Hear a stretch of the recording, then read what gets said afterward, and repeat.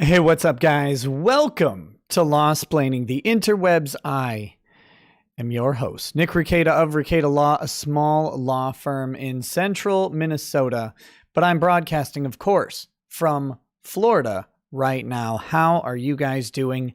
Happy Easter. Just a second.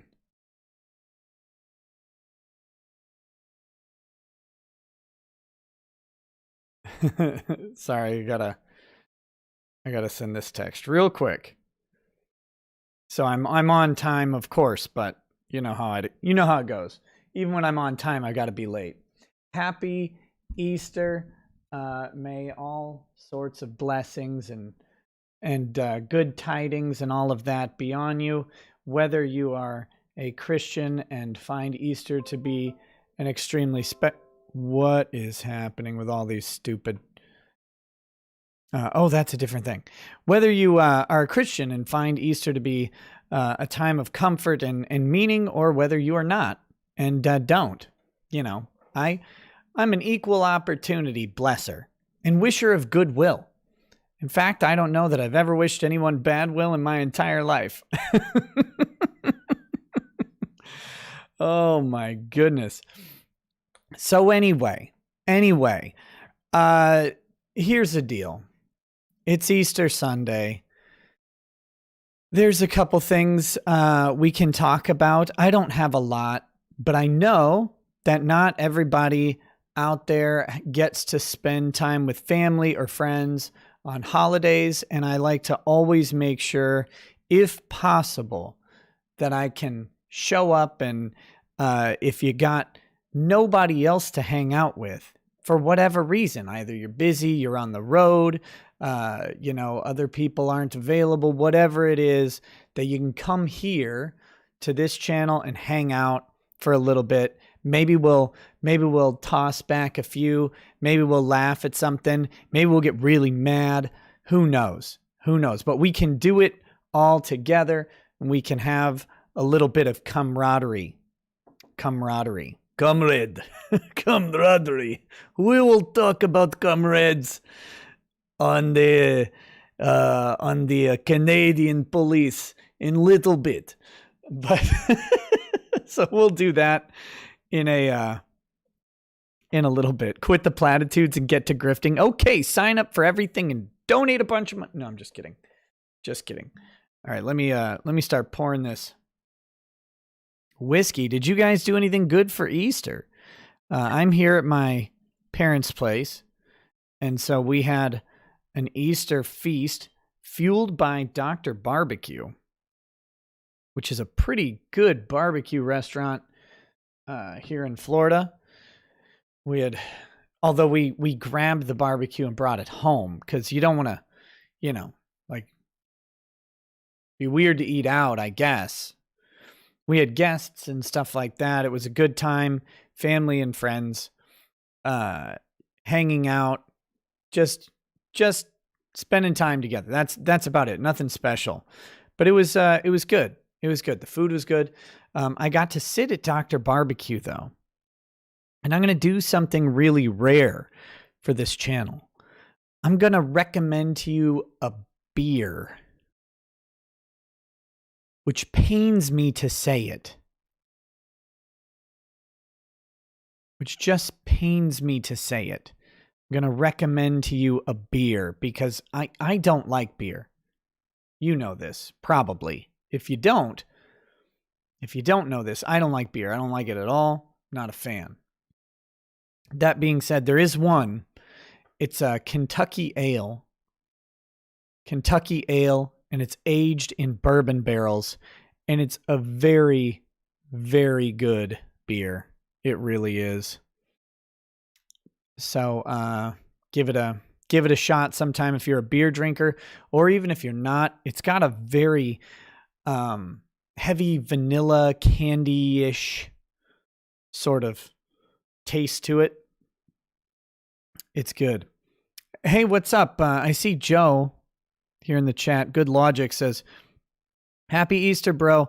I'm an hour into my 17-hour drive home and questioning my life choices. Oh, you're a nighttime driver like me, huh? Hmm. Hmm. Hmm. Well, drive safe. I don't know what I don't know how much you want to have me on in the car, but we'll see. I'll try and keep it a little light today as we watch a police shooting, as we watch some infringement on rights happening up in Canada and over in England, and we've got some funny stuff too. So, you're done with your degree? Congrats, man.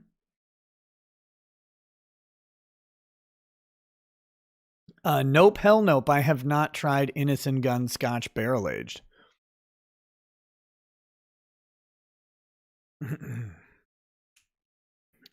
Man. Is it good? I don't know. I don't like even a barrel aged beer. I'm not likely to go buy it normally because I just usually don't like the other elements of beer. I believe it's the hops. I'm not an expert, but I believe it's the hops that I'm not a fan of. So, there's that. There is a chat that came in before the show that I need to grab. And it is from Thermasius 1980. He says, God is good. My children help cheer me up. Today is not the best, but it's better than the other day. One day at a time. Insert Marchie is fat joke.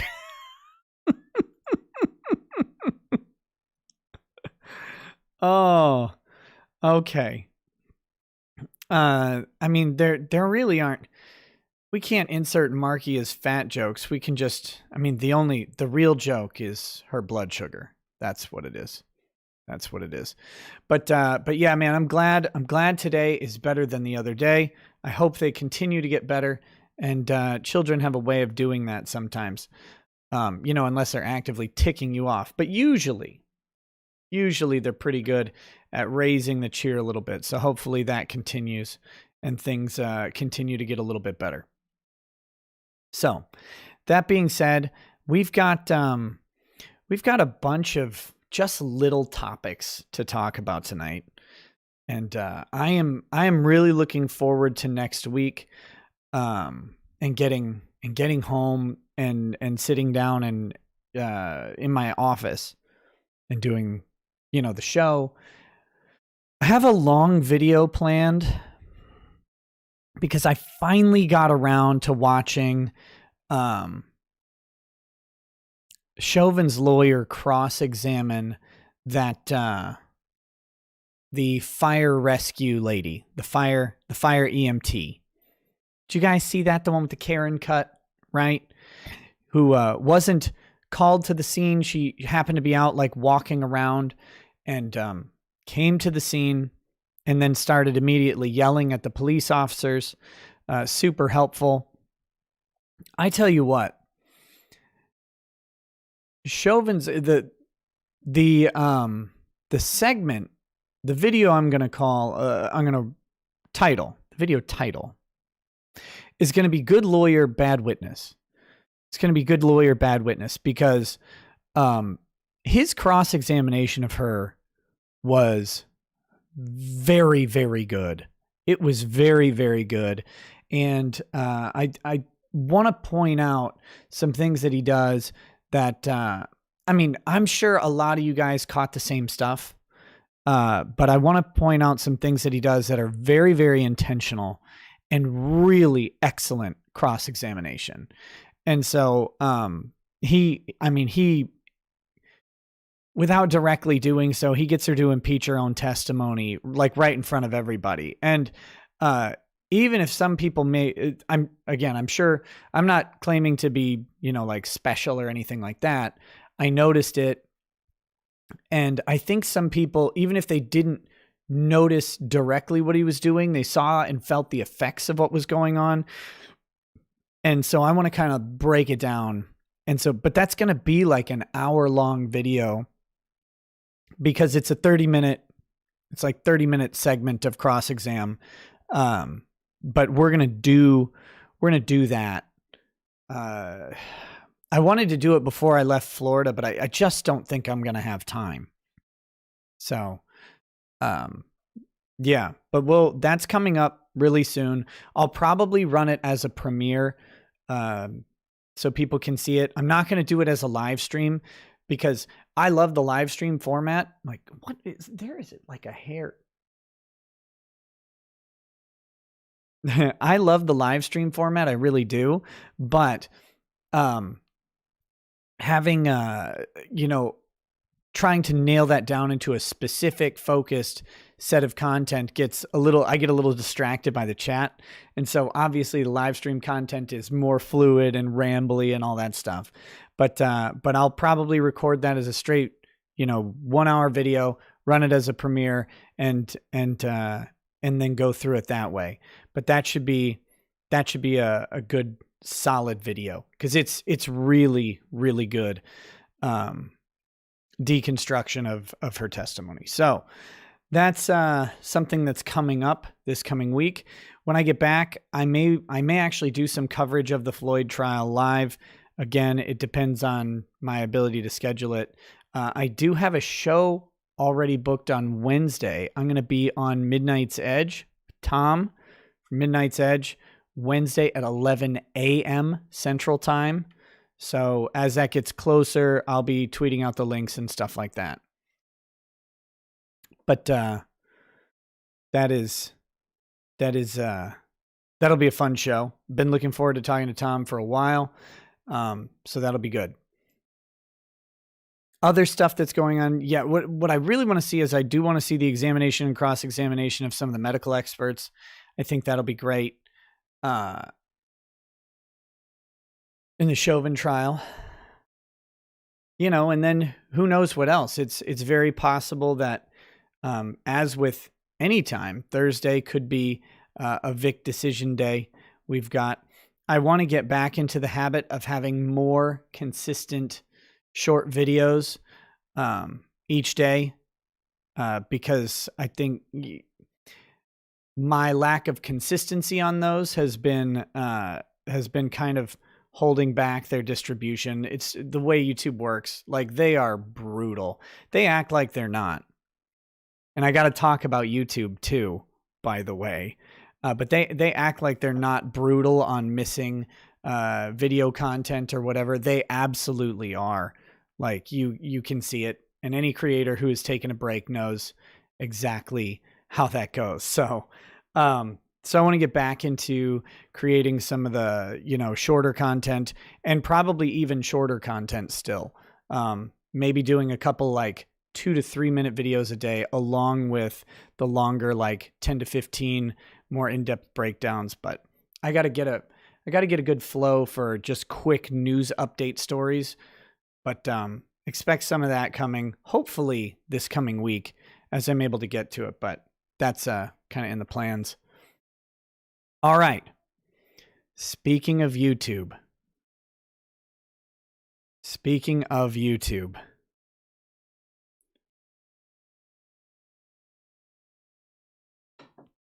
Let me just find it.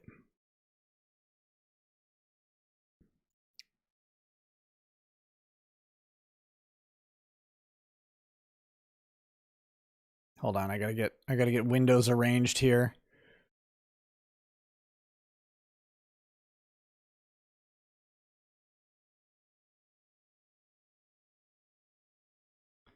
Is this where it is? Close.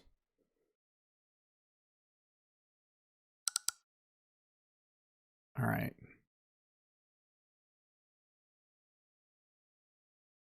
Here, let's do this. I'm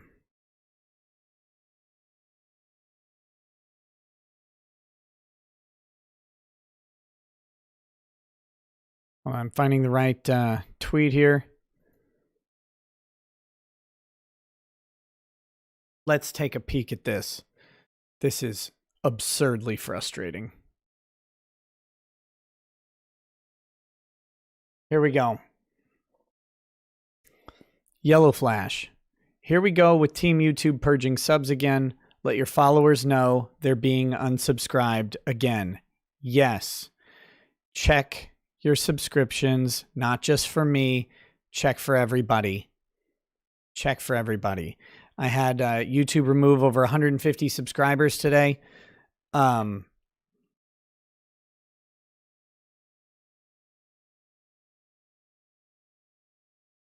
Wilson says, the fear of covering Wood, Powell, Lindell lawsuits is palpable.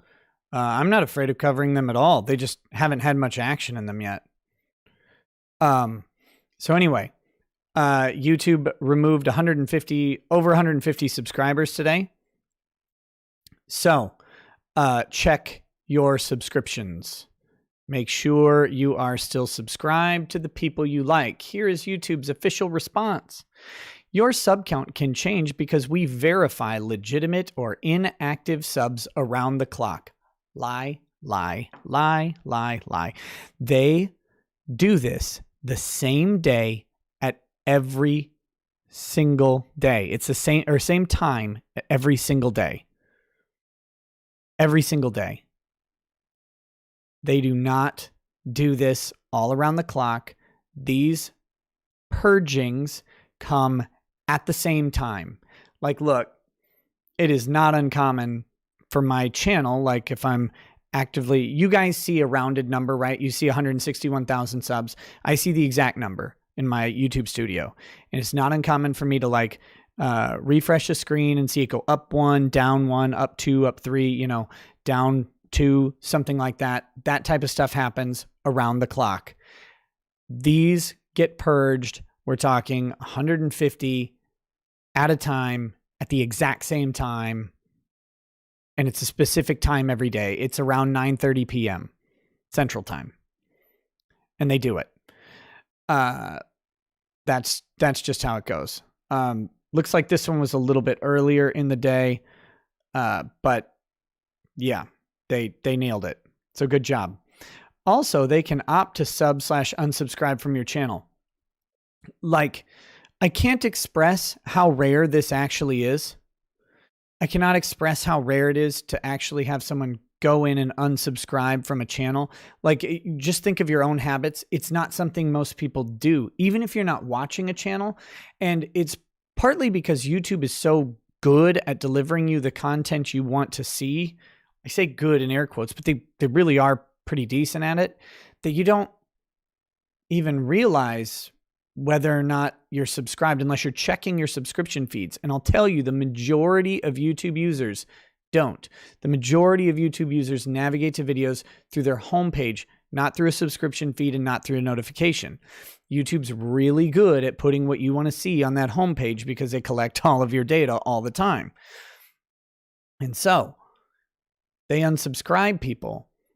You don't actually need to unsubscribe from anyone, typically, because if you're not watching that content, you just won't see it. It does happen, but it is really, really rare. But here's their stupid help articles. It's a complete lie. It's a complete lie on this one.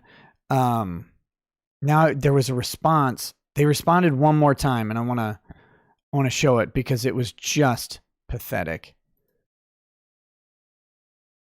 Here we go. Nicholas de Oreo says, I get people telling me they were unsubbed literally every time I upload. As usual, your back end is shit. Team YouTube.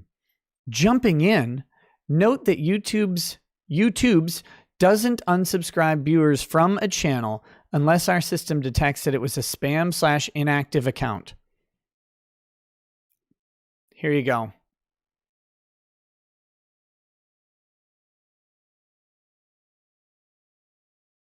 Here you go. I have had people unsubscribe from my channel during a live stream. So this is absolutely ridiculous. But anyway, I just wanted to let you know, YouTube tends to do these purges in waves. They'll go for 2-3 weeks and then they'll stop for a while. This is one of those times where they're going to be doing this. So just check your subs. Just check your subs. It's obvious garbage. It's them flat out lying, which is really, really frustrating. But it's what they do. I mean, what do you do about it? Best thing you can do is check your subs for people you like. That's all. Thanks, Uncivil. I really appreciate that.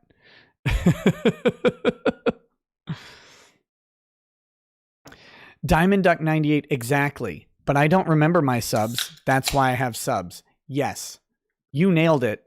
And that is a real thing. And YouTube downplaying its activity in this is really, really frustrating. But, you know, what do you do about it? James Andrew Morrison says, utter bullshit. I watch you daily and I have been unsubbed twice. Cheers for watching daily. And with this announcement comes the usual grifting. If you want to make sure you always get a notification for the live stream, follow me for free, ricadalaw.locals.com. If you never want to support me on Locals, I get it. I understand. No grudges. Not even, I won't even know, right? I won't even know. If you just want the notification for a stream, ricadalaw.locals.com. I put the notification up. I pin it for 12 hours. So you actually can also find the link to the unlisted link. Because again, right now my archive channel is down until Wednesday. But you will always have a link on Locals. And you always get a notification there. And you always get it like the moment I send it out.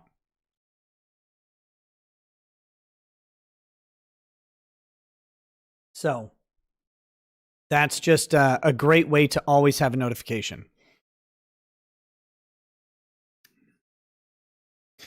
Okay. That being said, let's hit. There's a couple super chats need to hit real quick, and then we will do. I've got a Vic announcement that has nothing to do with his lawsuit, but it has to do with his with an appearance that's coming up. So I want to mention that in case anybody is around. You can check it out. Also, of course, my channel's on Odyssey. All three of my channels are up on Odyssey now. I don't know that they've synced over all of the content on Ricada Media and Ricada Law Live, but they're all there. So that's functioning. Frederick Little says, "Hey Nick, hope you and the family had a great Easter. You're having fun in Florida." We are, thank you. Wanted to ask, did you see Godzilla vs. Kong? I thought it was great in my opinion. I have not. I heard it's crushing it at the box office. I heard that people really like it. I heard it's just good fun. And no, I haven't had a chance to watch it yet. So hopefully soon. Angry Baneling, no, I don't want you to shill any Odyssey links at all. Actually, I'll once I get back home, I'll be updating the descriptions to all the videos, the new uploads that'll have the proper links in them.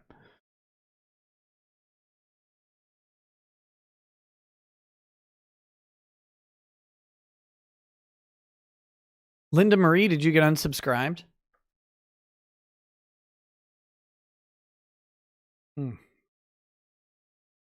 MDLG says, today is my mother's 89th birthday. My family came and did a wave by and song to her. It was very nice. Happy Easter, everyone. Hey, thanks, MDLG. Happy Easter to you. Happy birthday to your mother. Very happy to hear she's reached a venerable age, and I hope that she keeps aging and you get to keep enjoying having her around. So very happy Easter to you. Creeper Weirdo says, you going to watch the extra credits video on evil races being bad game design? It's really cringe and you may rage at it. Also, I hope you had a happy Easter. Sure. I don't know what that is, but yeah, I'll take a look at it. We'll see if we get to it. I don't know if we'll get to it on this stream or what, but it sounds really stupid. How long is it? Fenrir Lycros says, before we start the main stuff, do you mind grifting the Vic stuff I sent in an email? That's coming right after Super Chats. Thank you, Fenrir. Rick Nikeda says, my name is Nick Nikeda and I have over 9,000 ways to follow me. Woof. Yeah, I do, but I really only want YouTube, Locals, and Odyssey are the ones that I'm going to be pushing the hardest on. The other ones are there, like Gab and all that stuff, but YouTube, Locals, and Odyssey are really where I want to be. So, Nernieth, no, the archive channel is not unstruck, but this show will be on the archive channel, just not until Wednesday.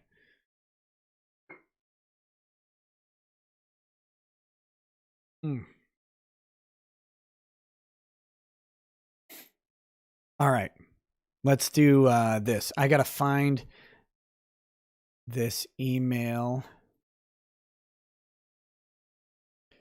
to get this thing pulled up. So give me a moment. We are.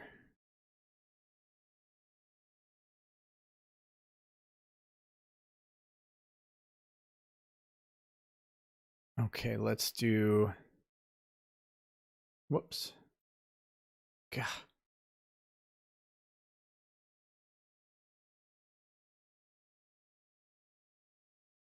Here we go.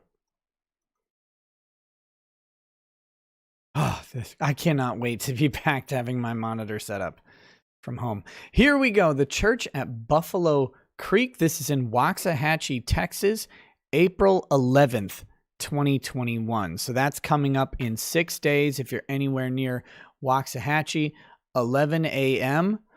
Come hear Vic Mignogna's testimony. So that would be, I guess, Sunday, right? This coming Sunday. So Vic has been an actor, musician, composer, producer, and filmmaker for over 30 years.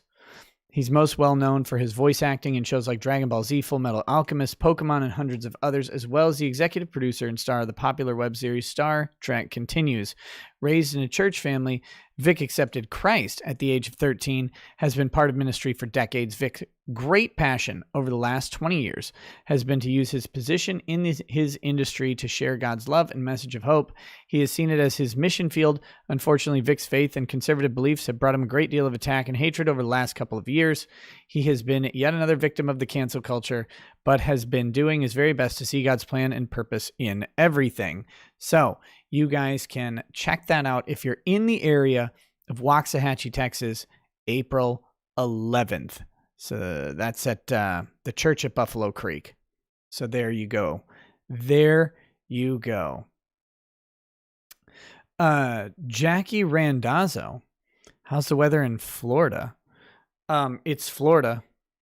It's muggy sometimes. It's been pretty nice lately. It cooled off a bit, but it's getting warmer again. So it'll be like probably in the 80s, better than in July or whatever. But so yeah, if you want to go check out Vic's testimony, go check that out. All right. Let's see.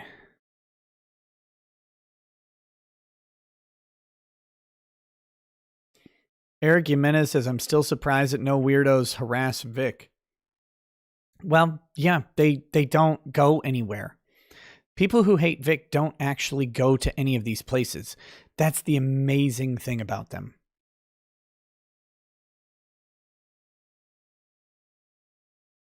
But yeah. All right. Let's start with the church in England, shall we? While we're talking church, here we go. Here is a church in England, Bristol, I think. Now, the context here is what was also going on in Bristol is this. These protests, people are outside having all kinds of communism, socialism, not communism. I don't want to get it wrong. This is what's going on there. And then we have this. Whoops. Let me make sure okay. Yeah. I'll go back here. dotrzymania, skoro wszyscy mamy maski, skoro mamy też dystans, skoro mamy też specjalnie stworzone bilety, zostały zarezerwowane, więc poprosimy, żeby oni sami wytłumaczyli dla Was, jakie reguły my przekroczyliśmy, że wymagane, żebyście pozostawili natychmiast Kościół.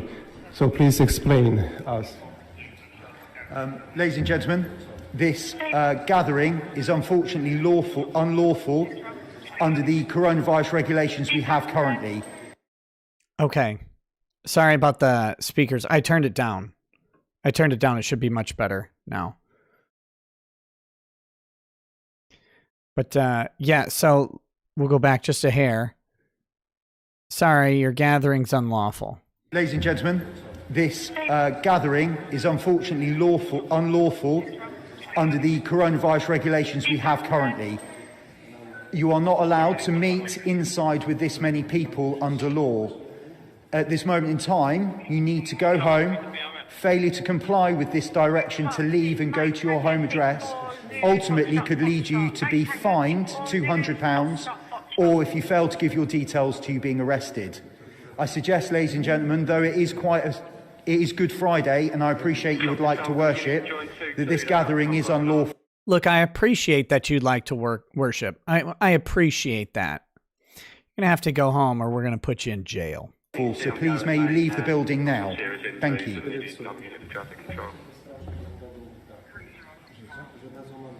I love how no one's moving. No to trudno, bo powiedzieli, żeby opuścić kościół, bo inaczej wszyscy otrzymamy mandaty. Co? 200 funtów mandaty, jeżeli nie opuszczą kościół. To proszę wobec tego wyjść z kościoła, bo inaczej 200 funtów każdy zapłaci mandat. They're leaving. Duchowo przyjmiemy komunię świętą. Tak. Ale przecież my mamy... Trzeba wziąć ich imię i nazwisko i napisać skargę, bo jak to jest możliwe, żeby nam zabrać wszystko było według No norm. tak, oczywiście. Proszę szybko opuścić kościół. Proszę wyjść.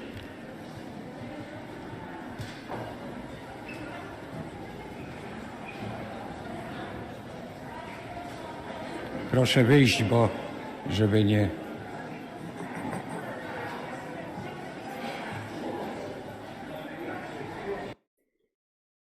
So there you go. This is going around.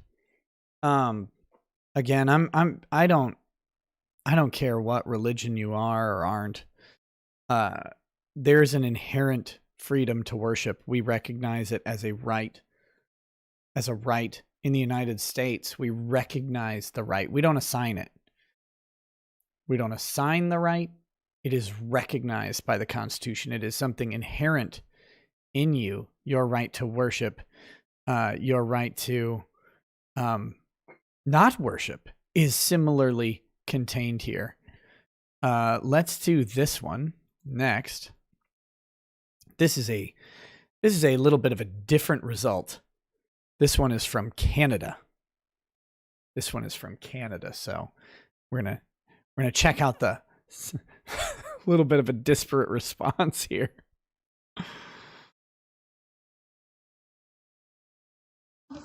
Please get out. Get out of this property. Immediately get out. Get out of this property immediately. Out. I don't want to hear anything. Out of this property immediately. I don't want to hear a word. Get out. Out. Out of this property. Get out. Immediately until you come back with a warrant. Out. Out. Out. Get Out. Out of this property. Immediately out. Immediately go out and don't come back. I don't want to talk to you. Nothing. Get out. Out of this property. Immediately out. I don't care what you have to say. Look at this. Get out. Get out. Get out. Get out. Get out. If they weren't the police, you would have the right to call the police. Get out. No, I don't want to hear it. Get out. out. Actual exorcism. Out! Out! Out of this property, you Nazis! Out! Get him. Out! Gestapo is not allowed here. Immediately, Gestapo is not allowed. Out! Do you understand English? Get out of this property. I don't want to see your mouth moving.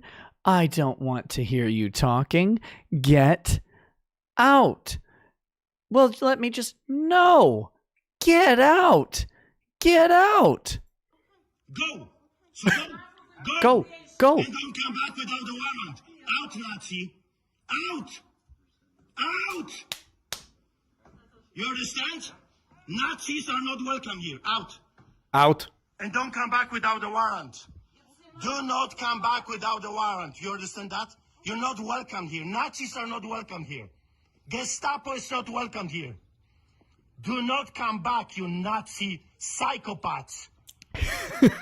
Unbelievable, sick, evil people. Intimidating people in a church during the Passover. You Gestapo, Nazi, communist, fascists. Don't you dare coming back here. I love this guy. Can you imagine those psychopaths? That right there. Look at that pristine picture of masculinity. Oh, yeah. Can you imagine these psychopaths? Get out. Get out. Passover, the holiest Christian festival in a year, and they're coming to intimidate Christians during the holiest festival? Unbelievable. What is wrong with those sick psychopaths? It's beyond me. Oh, yeah. That is what you need. That is it. That was a proper response in England, too. Get out. Actually, you don't even get to come in. Go. Go. Get out. Get out. Get out. Here's the deal. Not every Christian has a duty to martyr themselves or to go to jail. And I don't mean martyr as in death, right? Not every Christian needs to endure prosecution and imprisonment to protect the faith. However, it must be noted that there are legions and legions and legions of examples of Christians who did stand up to tyranny, all kinds, from minor infractions to major, to flat out executions. And they stood up to it and they went to jail. Heck, Paul did most of his ministry, writing tons of letters to different churches from prison. This is a guy, right? You need this guy. Do you think this guy cares if he gets a fine or arrested that day? Nope. That guy was ready. That guy was ready to say, to pull the old, don't be a menace. Take me to jail. Take me to jail. Get out. Get out. Oh, I love that guy. It's wonderful. Wonderful. Fantastic.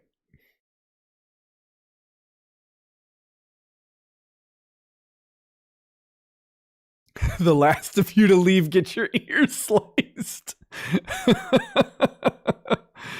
Oh, that's good. That's good. Yeah, this guy is great. Now, of course, we have, we're going to take a look at some of these things on Twitter, by the way. Now we have the Calgary police statement. Let me see if I can. Oh, God, it's not going to zoom in. Stupid Twitter. I'll just read it.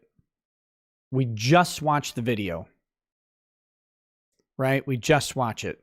Here's Calgary Police's statement, by the way. Yesterday, Saturday, April 3rd, 2021, One uniformed member of the Calgary Police Service attended a call to assist our partner agencies, Alberta Health Services and City of Calgary Bylaw Services, in relation to a religious gathering being held at the street church located at 4315 26th Avenue Southeast. The concern was that people in attendance were not adhering to the government's COVID-19 public health orders, which are in place to ensure everyone's safety.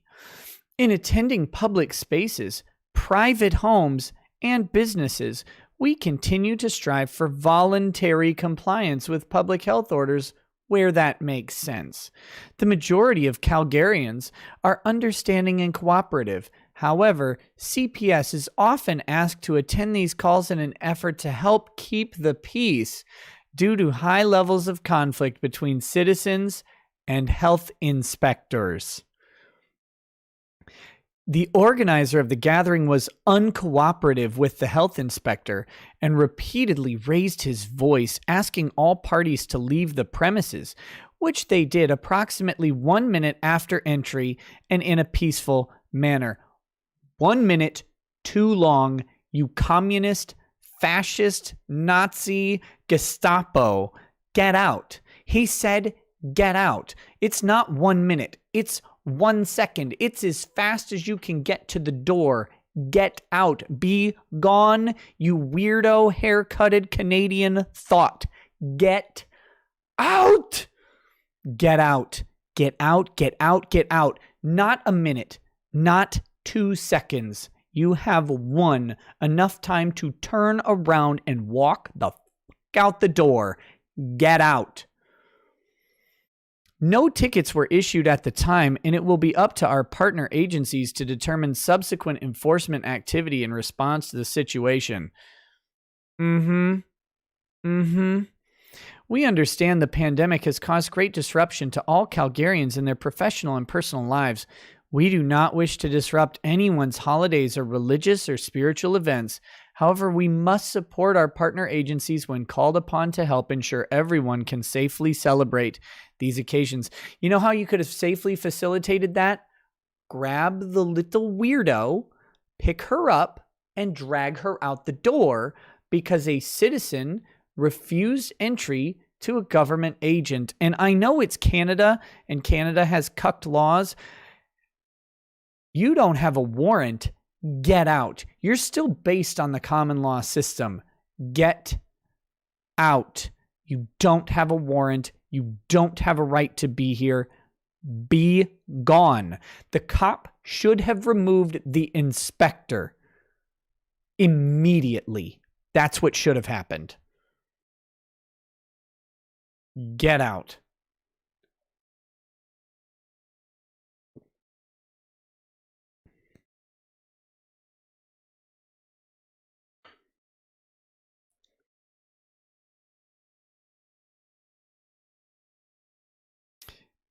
In a minute, we're going to look at this shooting video. So this will get demonetized. But I wanted to see, did you guys see this? California teachers' latest demand, free childcare. Can we get a Get Out You Gestapo shirt? Possibly. Possibly. Yeah, SPQ Arias. I don't know how to, I still will never, don't ask me, you don't have to tell me how to say your name. I'm never going to get it right. It says, who called? Who called? Exactly. Who called? Stop calling. Stop it. Get out.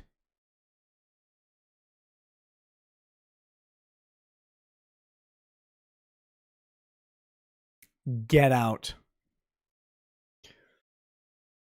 Yeah, so here's the latest demand. California Teachers Union is now pushing for free childcare. Free childcare before they'll deign to go back to a classroom. Just so you know. Does the California Teachers Union particularly need free childcare right now? Is that a new issue that's come up from COVID? Like, oh man, with all the places shut down for childcare, now the teachers need it? No. This has actually been something they've been going after forever. And they're now trying to leverage COVID to get free childcare for teachers. Mind you, they are the non-free childcare that working families pay their taxes to support, right? You work, your payroll tax, your income tax, your property tax, all of these things at the state and local level, those things go and fund the schools. You probably have some sort of education levy on your property taxes as well. You're already paying that. You're paying for that childcare already. This is LA. Believe me, they have a bond. Wherever you are in LA, there's a bond referendum that was passed in favor of teachers. So you're paying for the childcare, and that childcare has been unavailable for those working families. And those teachers have been just collecting checks. And some of them have been working hard. Some of them have been working hard. I'm not here to discredit all teachers. Some of them have been working really hard to try and do the curriculum from home, but trying to negotiate this now when other people have been without that childcare option that they do pay for out of their taxes and maintain paying while it wasn't happening. They don't get it. They don't get it. Get out. These teachers can get out too. We got to do this. We got to do this.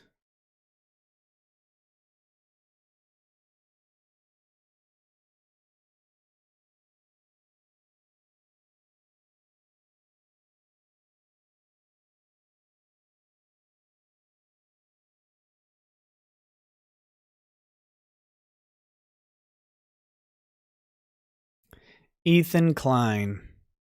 You guys familiar with this fat moron? I have never watched a single Ethan Klein video. I've never watched H3H3. I don't know anything about them. I know nothing about Ethan Klein. I don't care about his videos. I don't care about anything he's ever made. This got retweeted by Chrissy Mayer, which is the only reason I saw it.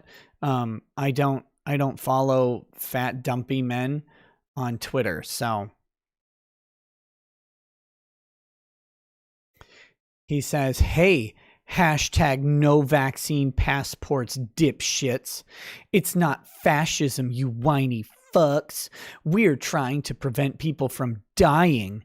If you don't want to get a vaccine, that's your right. But I also have a right to know that your dumbass isn't putting my family at risk at crowded events."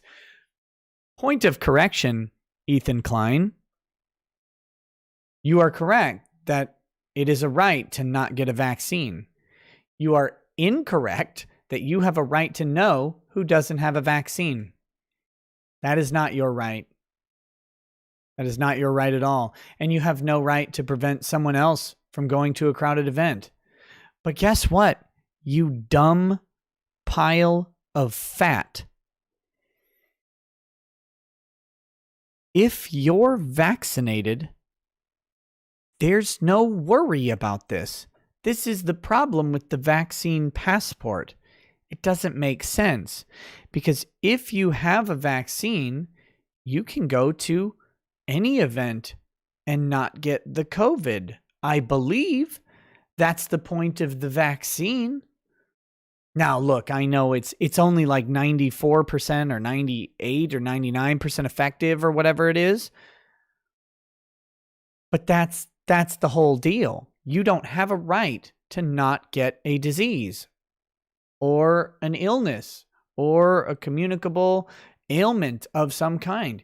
You don't have a right to avoid that. There is no right to avoid these things.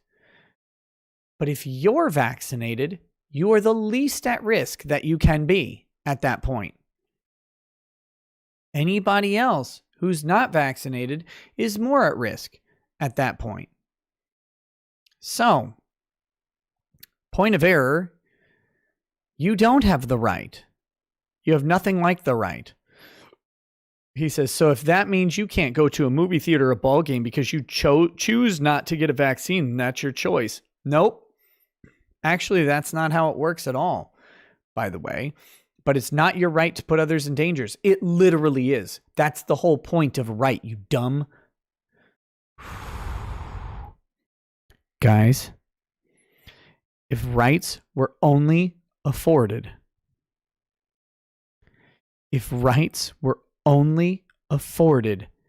to people who don't put someone else in danger, they wouldn't be a right.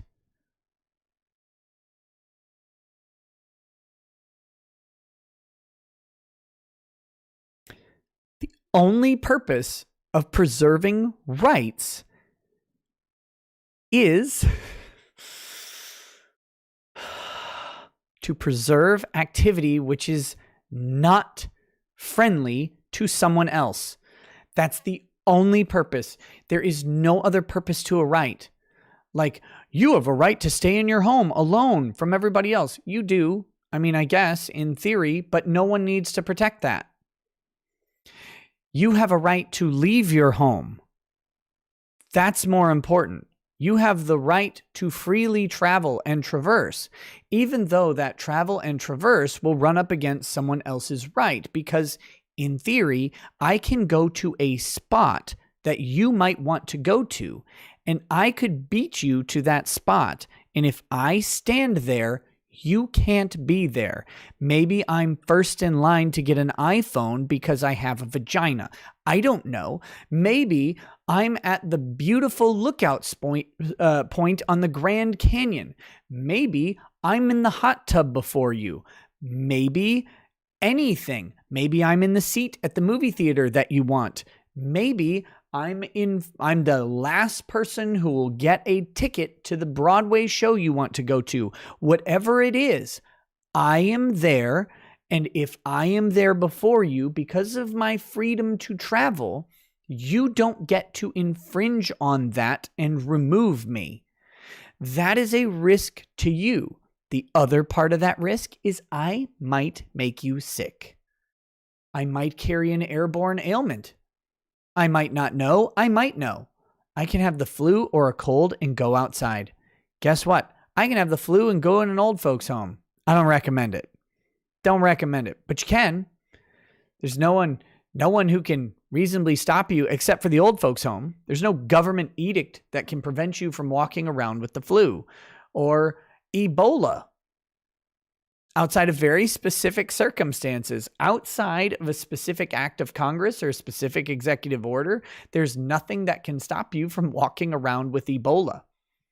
I know that's a weird one. In fact, in some states, there's nothing that can stop you from having sex with someone and not telling them that you have AIDS. It's that strong. Rights exist only to protect inherently unpalatable activity. Otherwise, they wouldn't be a right. It'd just be the thing everybody does. No one cares if you stay home, except maybe your boss. But then you just won't have a boss. No one cares if you are away from everybody. No one cares if you're in a place that no one wants to go. Ever. Like you just want to hang out in a swamp, just stay in that swamp, and so long as it's not private property, right? You just hang out there. No one wants to be at that spot in the swamp. That's your spot. Go ahead. Stand there all day. That's a right. That's a right. Your right to speak only matters if your speech might offend someone. Your right to worship only matters if your right to worship interferes with someone else's beliefs about worship. Your right to a gun only matters if someone doesn't like the fact that you have a gun. That's it. That's when the right matters, when someone else doesn't like it. So it is your right to put others in danger. That's the entire purpose of a right. That's it. There is no other purpose to a right, is you inconvenience someone else. That's what makes the right a right and not just the way. God, there's a great line from a stupid movie. I love the movie, but it is dumb. The movie is Road Trip. Breckenmeyer, Tom Green, Sean William Scott, DJ Squalls. and some other guy that nobody remembers. And Amy Smart, right? And they have to go on a road trip across the country. They have to get from Boston, Massachusetts to Austin, Texas, or something like that. And they're driving, and the smart guy, he's figured out a shortcut. And he's like, this is the shortcut. He's like, this doesn't look right. Like this road is small. He's like, look, it's going to save you 6 hours if we take this road. Just trust me. And he's like, but this doesn't seem right. And he says, that's why it's a shortcut. If it was easy, it would just be the way. Exactly. It's the same with rights. It's the same with rights. Rights are hard. When rights are hard to protect, that's when they're rights. It's saying, yeah, you still can own a gun when some guy just shot like 50 kids at a school. That's a tough thing to do. It's a tough place to stand. It's saying, yeah, you do have the right to scream racial epithets at someone until they cry. You do. Yeah, you do have the right to post whatever you want on Twitter, even if someone offs themselves. You can't be criminally liable for that. You have those rights. That's when it's uncomfortable to recognize that you have a right to free speech. That you can call someone fat until they actually go on a diet. You have a right to do that. Outside of various restrictions on harassment, which may come up depending on your methodology, you have a right to speak your mind about fat people generally until some fatso goes on a diet. And they may hate everything you say, and that's why it matters to protect it. Because you can't stop someone. And the second you can just stop someone, you don't have a right. If you can just stop people from going out to events, then you don't have a right. And that's crazy town. That's crazy town. And by the way, this whole private business thing, right? We've got the private businesses. Yes, they have a right to refuse service and to establish rules. Sort of. Sort of. They do have a right to establish various rules. We're going to see the limits of those rights being tested in the coming years because there's also a rule about public accommodations. And you can ask any civil rights lawyer about public accommodations. But basically, a business can refuse business to anybody for specific reasons, but not for any reason. For example, if you want to test the limits of this and you own a business, try and keep black people out of your business, or Asians, or Mexicans, or white people. Specifically say, I will not serve white people in this establishment because they are white. Try it. Try it. You'll get a lawsuit. Won't take long. Race is a protected category. You don't have unfettered private decision making. You don't get it. You don't get to have it because every state has public accommodation laws. When you hold yourself out as a place for the public to do business, you are private. However, you are open to the public. And once you open your doors to the public, you must adhere to certain public mores, public norms, and ordinances and statutes about who the public is. You open your doors to the public, you don't get to say no X race. You don't get to do that anymore. Because at that point, you are now asking for protection of the state's laws, and the state has an agreement with you that you will then open your doors to everybody under its Human Rights or Civil Rights Act. That's what they got. We're going to start seeing the bounds of that tested with unvaccinated people who have sincerely held beliefs about vaccinations or about this vaccination. And that vaccination card may violate those beliefs. And especially when we hit a certain level of people vaccinated in the United States, like right now we're at 30-something%. When that starts getting closer to 80%, 90%, we have some level of quote unquote herd immunity. It's going to be real hard to justify forcing people who have a strongly held opposition, maybe based on their faith or whatever, it's going to be a hard sell constitutionally to demand that they comply. And we'll see those tested really soon.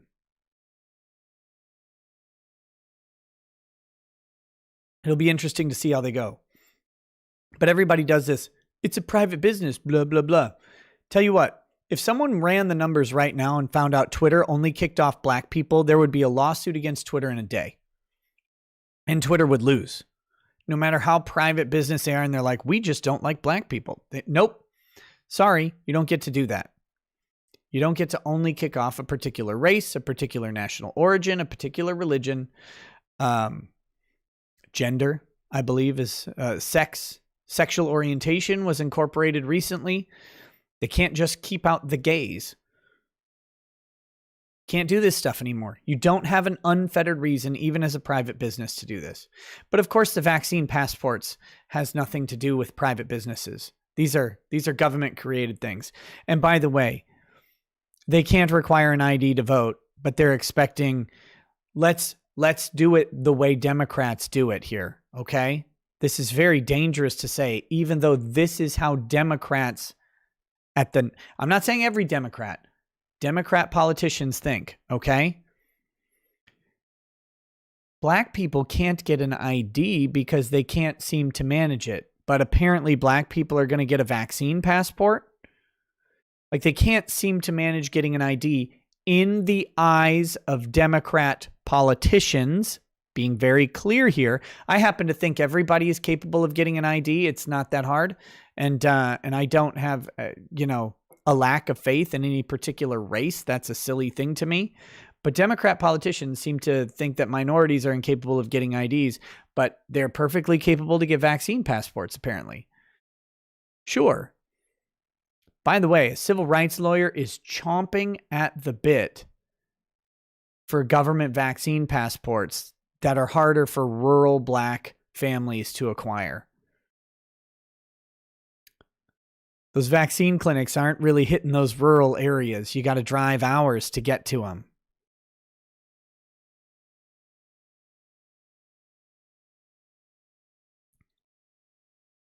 And that's going to be this is all coming. This is all coming. Ethan Klein, fat moron. That's how it goes. So kindly stop whining and deal with the consequences of your poorly informed decision. You're literally doing this right now, Ethan. You're an idiot. Now me, I say everyone should comply with the WHO. Every single person should follow the recommendations of the WHO. That is a great thing to do, and this channel supports our WHO overlords in whatever the decision they have this week. I don't know what it is today. It probably involves vaccines and a mask. You should consult the WHO. You should reason and consider what they say and follow their recommendations to the best of your individual ability. This channel supports it. YouTube will not let me not support it, so this channel definitely supports the WHO. But you guys are, of course, free to make up your own minds. That is just my legal and personal recommendation.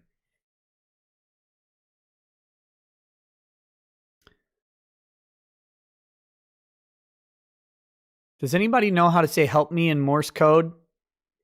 Wait, I can do it. I can do it.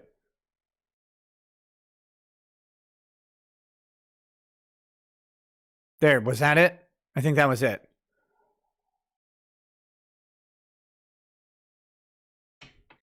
But I'm not advocating anything about the vaccine at all. I'm really not.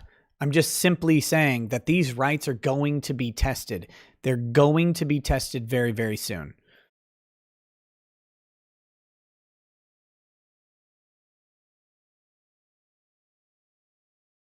So anyway, God, what a fucking stupid thing.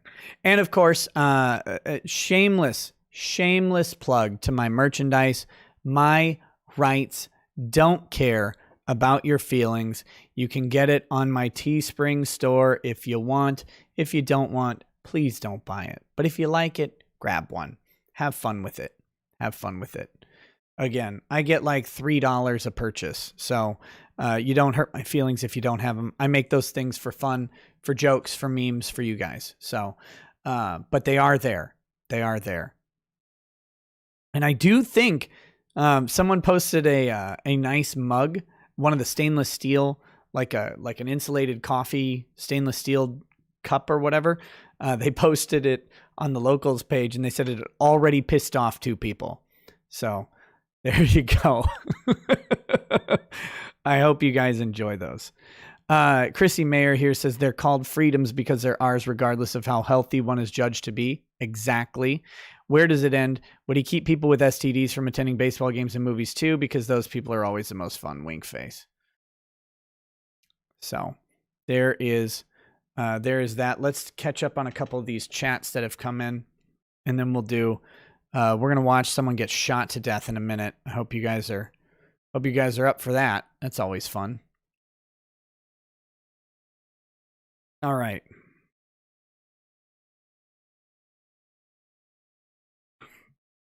Marty Lund says, this is where your Knights of Columbus need to put down the donuts and just mob up at the door, so the Gestapo need to drag them out one at a time while the mass continues on its way. I agree.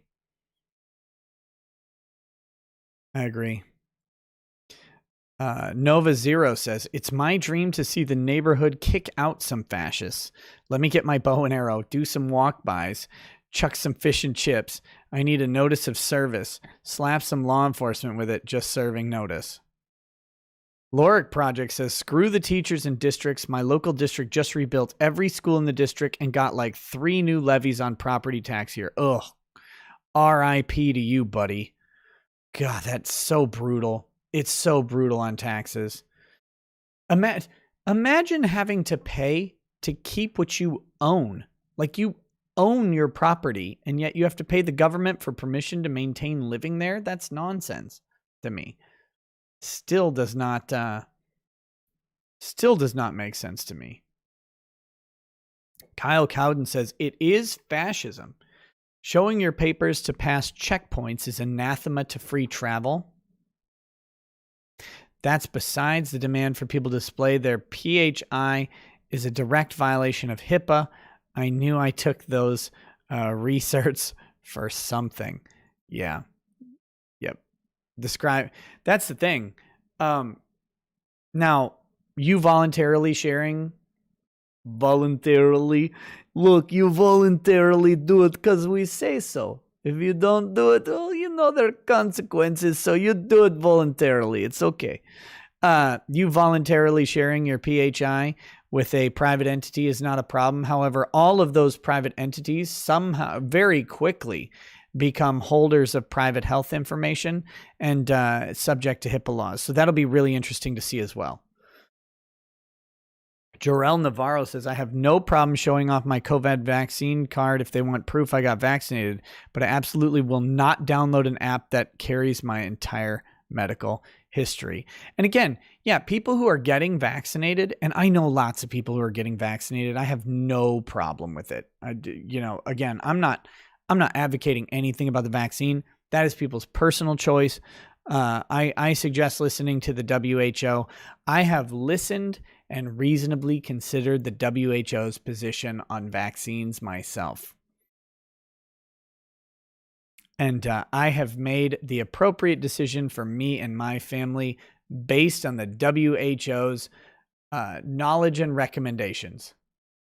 That is what we will say. And I encourage other people to listen to the WHO and make the appropriate decision based on their knowledge and recommendations as well. Matt the Beast says, hello. Hello. It's me. It's been a while. This clip just made me think of the old Disney Robin Hood. Yes. The anthropomorphic animals one with Friar Tuck gut checking the sheriff of Nottingham out of the building, shouting, "Get out of my church. Out, out, out, out." Fantastic. Fantastic. SBQ, just a second. You want me to check my Twitter? I can't log into my Twitter on this computer. I don't even know the login info. If you notice, I'm not logged in. Anime Moon says, okay, first time in putting down this much, I think. The only reason I know of Ethan Klein is because of his Fair Use Protection Act scam, which he used to buy an effing mansion. We will live free no matter what. Suck it long, suck it hard, suck it often. Well said. Well said. Joseph Kerwin says, would a vaccination card conflict with my constitutional right to medical privacy? That's Roe versus Wade, right? That's a good question, isn't it? I'm sorry, though, Joseph. If you don't know about Roe versus Wade didn't create a medical privacy right for you. It only created a medical privacy right for a woman who is pregnant and wants to kill her baby. That is the only person with unfettered rights to medical privacy. That is the only one. Everybody else, you're fucked.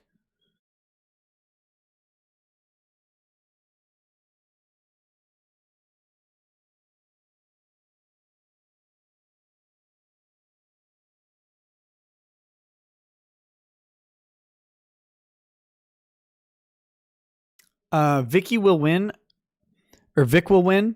Says, what is the best way to see Doug TeNapel now? I don't know. I haven't talked to him because I've been on vacation. I'm going to hopefully have him come on the show sometime this coming week or next week and talk about it. I honestly don't know what he's up to right now. So I want to find out, but I don't know. I haven't had a good time to talk to him.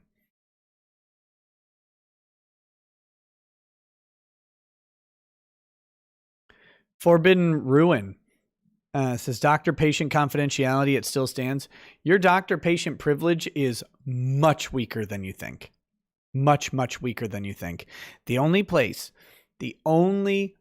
where your right is constitutionally protected and recognized to have full privacy, medical privacy between you and your doctor is literally if you are a woman who is pregnant and wants to kill her baby. Nobody else has anything even close.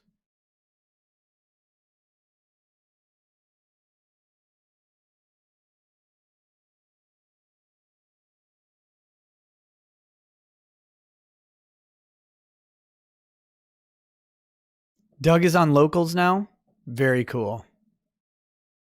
Very cool.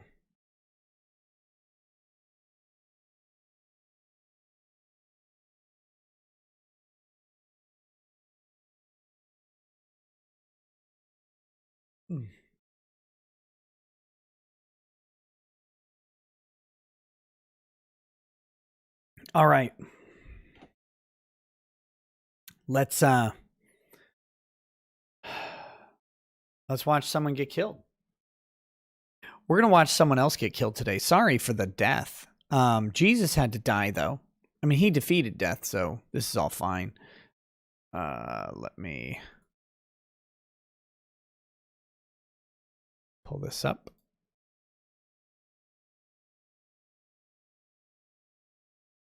Oh, real quick, some levity before we do that. Here we go. So the Babylon Bee, notice Google's page being a standard flat page today. Whoops. Powerful. Google leaves homepage empty in honor of Jesus's empty tomb.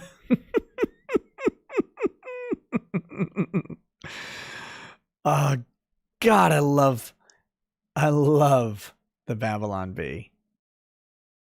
They're so funny. Very good. Okay, here we go.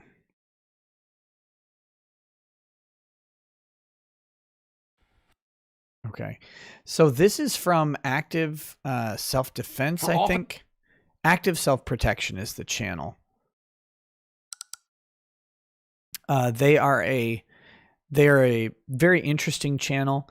They do a lot of these videos. If you want to see people getting shot all over the place, you can check them out. They're a big channel, 2.3 million subscribers. You know, we got 1.2 million views on this video. You can see They go through some stuff. They do not go through it from the legal angles as much. They usually go through it from the practical angles, which is great. Like, and they're very good at it. They're very good at it. So I'm, but I happen to agree with his assessment here in many ways. Okay. So, but yeah, there's some of these, and actually there's some stuff he says in this situation, which is not related to the legal stuff, which I'll talk about maybe. I don't know if we're going to go through the whole thing. We'll see.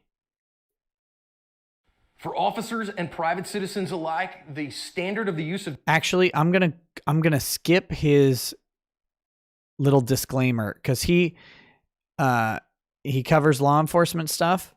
And so he has lots of law enforcement officers who watch his channel, and he had to make a big apologetic thing about how he respects law enforcement, as if anybody doesn't know this, that this guy respects law enforcement. But he's about to issue an opinion that's going to be contrary to some of the diehards. So I'm going to skip that part of it. Here for a guy who his sister has called in 911 because her brother has been sending her text messages that he just bought a gun and that they need to watch out to see what happens next. And this guy has been in an officer safety bulletin, and so officers recognized him because he has made threats to officers. And he said the only good cop is a dead cop, and all he wants for Christmas is another dead Orlando police officer. And okay, two things. They're operating on the information that the sister of this guy contacted the police and said that he told her that he has a gun. Okay? This is important in my opinion. They have no direct information that this guy has a gun. The only thing they have is someone else saying he told them he has a gun. They didn't say they've seen the gun. They didn't say he was at my house with a gun. They didn't say he's brandishing a gun in the street. They said he told them that he acquired a gun. That's a very, very important point here. And the second very, very important point here is that this guy did not make any threat to an officer that was listed in this video. I don't know if he made a threat to an officer, but guess what? Rights, First Amendment, we talked about this earlier. You can say, you have the right to say the only good cop is a dead cop. I don't agree with that, but that is a right that you have. That is not a threat to cops. And you have the right to say, all I want for Christmas is another dead cop. Again, I don't agree with that. I want every single cop, every single cop to go home at the end of the day. I want all of them to go home. I want every perpetrator to be alive at the end of the day too. That's what I want. However, neither of those two statements is a threat to cops. It's not a threat under the law. They cannot take it as a threat. It is within that person's First Amendment protected political speech on a highly charged public issue, which is the status of policing. I cannot think of a more highly charged and highly protected political issue than someone expressing their opinion about the status of the government's ability to enforce violence upon people. That is, again, I don't agree with those statements in any way. However, neither of those is a threat. This guy called him a threat. I'm just calling that out legally. Neither one of those would qualify for a threat. And if a cop was standing next to you, I don't recommend this, but in theory, you can look at him and say, you know what? The only good cop is a dead cop. He cannot respond to that threat with a threat, with violence. He can't do that. It is your First Amendment right to have that opinion, even if I disagree with it. So very important. Again, I don't recommend doing that because you may just get your ass kicked and you may deserve it too. Like, that's a poor life choice to do what I just said. But legally, that's not a threat. So those are two critical things. And I don't think that this guy, and yeah, someone says, tell that to the dead guy. Right, exactly. The practical aspects of those statements are one thing, but I'm talking about the legal aspects. And that's, Again, the difference between Active Self-Protection's channel and what I'm doing. He's talking about things from very practical, very self-defense oriented and use of force oriented perspectives. And he's really good at it. He's really good at it. That's why he has so many damn subscribers.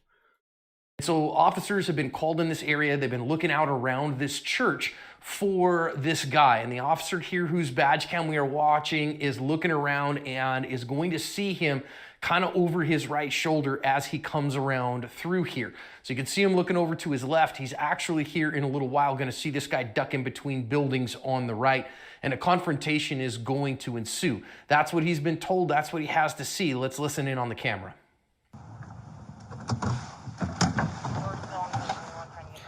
His gun is already in his hand. Before he even opens the door, his gun is in his hand. Get on the ground! Get on the ground!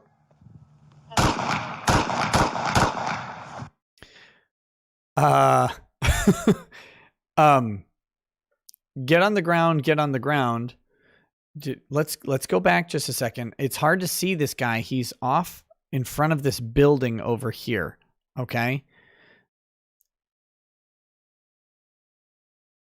Get on the ground! Get on the ground! You'll note he doesn't raise his arms. He doesn't do anything. He's just walking. No reason for him to even issue the order to get on the ground, actually. This guy is not, he may be detained by him yelling, get on the ground, but that's not a lawful order for detention. 05, shots fired. Show me! Important to note, that guy likely has not actually been hit right now. I don't know if you've ever fired a handgun, but the range at which he was firing that handgun, it's really unlikely the second and third shots would hit. It's unlikely the first shot would hit. I mean, you're talking about serious marksmanship if he hits that first shot. I don't believe he was shot at this point. We don't actually know, but that's the guy measured it out. That's 50 yards. Making a shot at 50 yards while your blood is up, pretty tough shot. Show me your hands!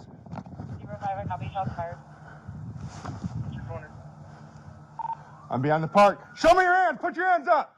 I'm behind the church, west side of the complex. Show me your hands! Put your hands up! So there it was. If you notice, so the guy's hands drop. Don't know why. Cop's way too far away. Then he has both hands back up. The cop says, he drops the one hand. He says, show me your hands. Guy pulls his hand up and complies. Blam, blam, blam. And that's when he gets tagged for sure. He hadn't reacted before, but now he has been shot. And, well, there's really not much else here. 05, I'm facing southbound, west side of the park. Okay, so what happens next is he walks up to the tree and then waits for other officers to arrive. But that's it. That's all we actually need of this video. So I'm not going to show any more of it. Again, if you want to watch Active Self-Protection's rundown of this video, which again, it's a very good rundown of the video from a practical aspect. If you want to learn about like all of the non-legal mistakes that this officer makes, about how he's using his weapon, about how he's refusing to get into cover, about how he's distracted by his radio, great stuff on Active Self-Protection, and I strongly encourage people to watch it. Great video. Really good breakdown. We've got it for our purposes. That was a terrible shoot. This cop has been charged with manslaughter. Involuntary manslaughter.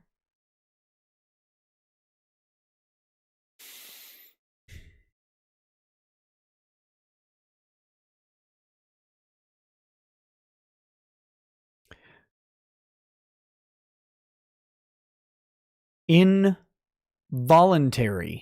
manslaughter.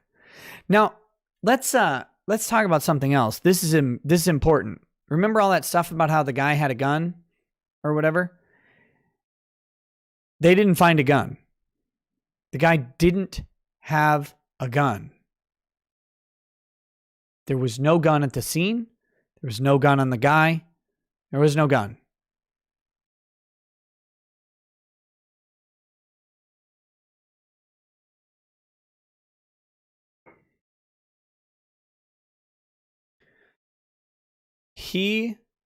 And this is where I take some umbrage with active self-protection's analysis of this. He says the guy is, now he talks about something very real, and it's about basically dispatch hype. Like the dispatcher told the cop all this information.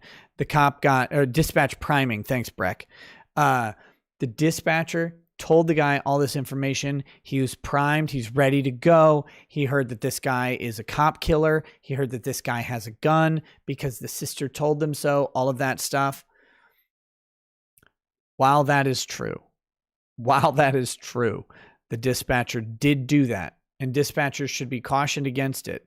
One thing I take issue with active self-protection's analysis is he says all they know is that this guy said he had a gun. Wrong.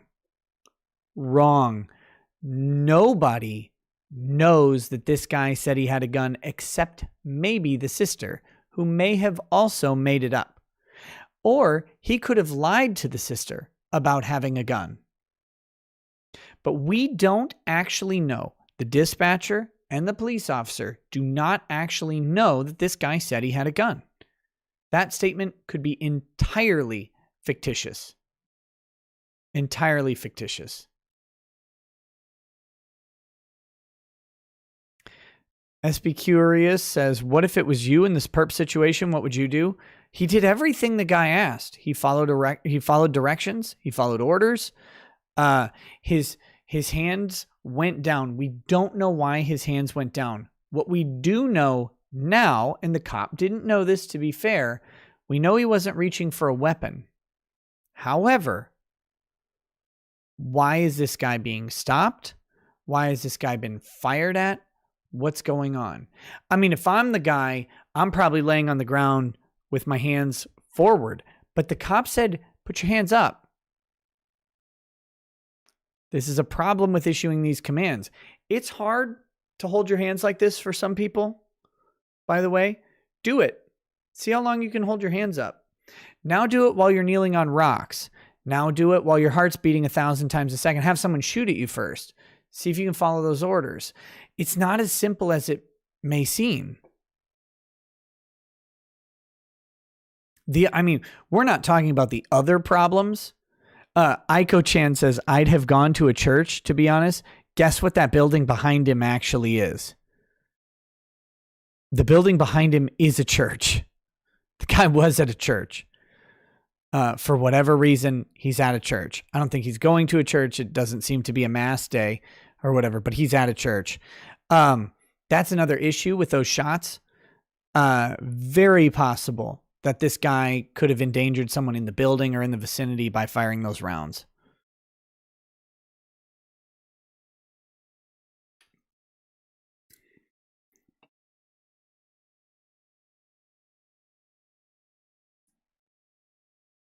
Anyway, I forgot that I don't have it up on stream because I have it up on my screen. But yeah, here, this building is a church. Is a church that he was in front of. This is all around. This is a tragedy. This is a bad shoot. When you say sister, do you mean a nun or his actual sister? His actual sister. Apparently, he had messaged the sister that he had acquired a gun. And she was uncomfortable with something about that situation. We don't know. And so she called the police.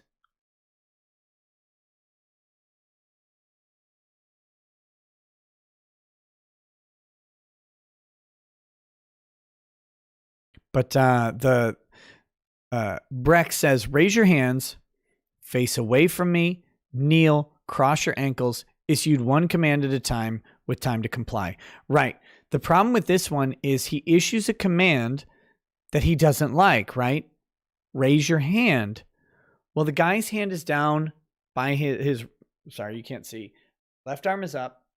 His right arm is down by his body somewhere. And that could be, as that arm raises, it could have a gun. This cop doesn't know, but he issued the order to show hands. So the guy raises his hand up and we see it go up, and he is already shooting at the time that the hand gets up. He's already fired one round and he fires 2 more or 3 more right in succession.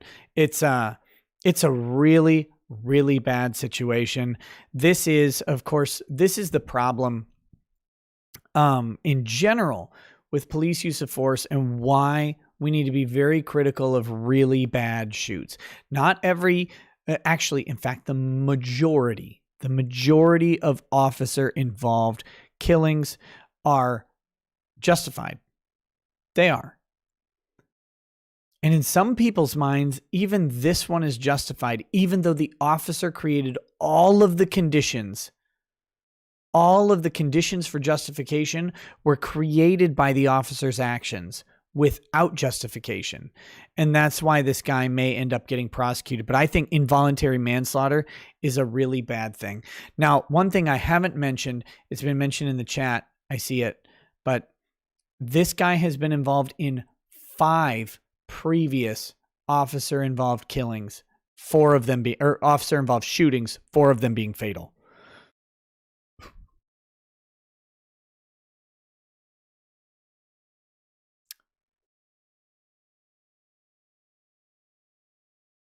So,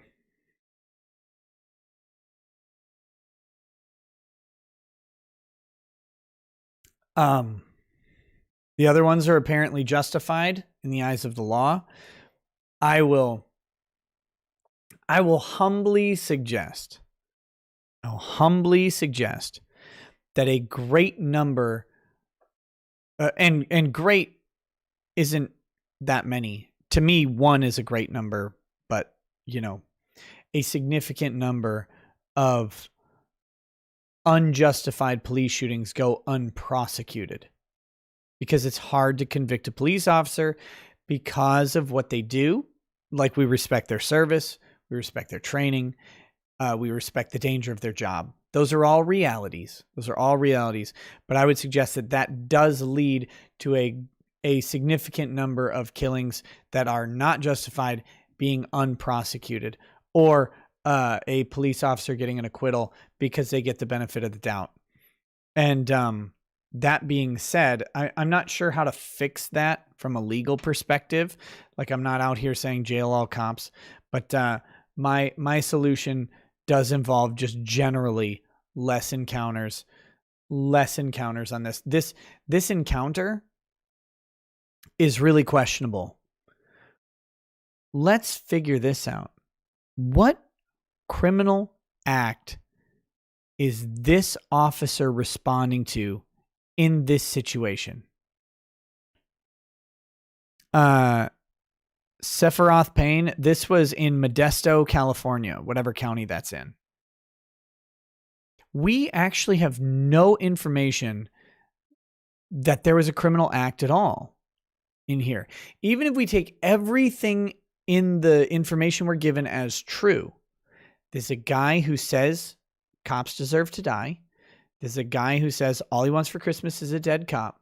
And this is a guy who has sent text messages to his sister that he has acquired a firearm.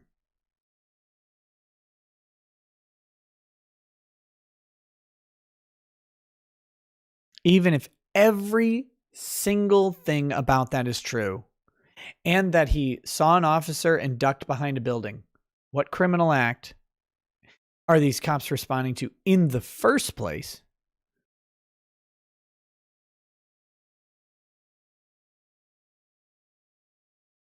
And then, of course, what specific criminal act permeates the shoot? Of course, we don't have one, right? Like that should be obvious. But there's nothing here.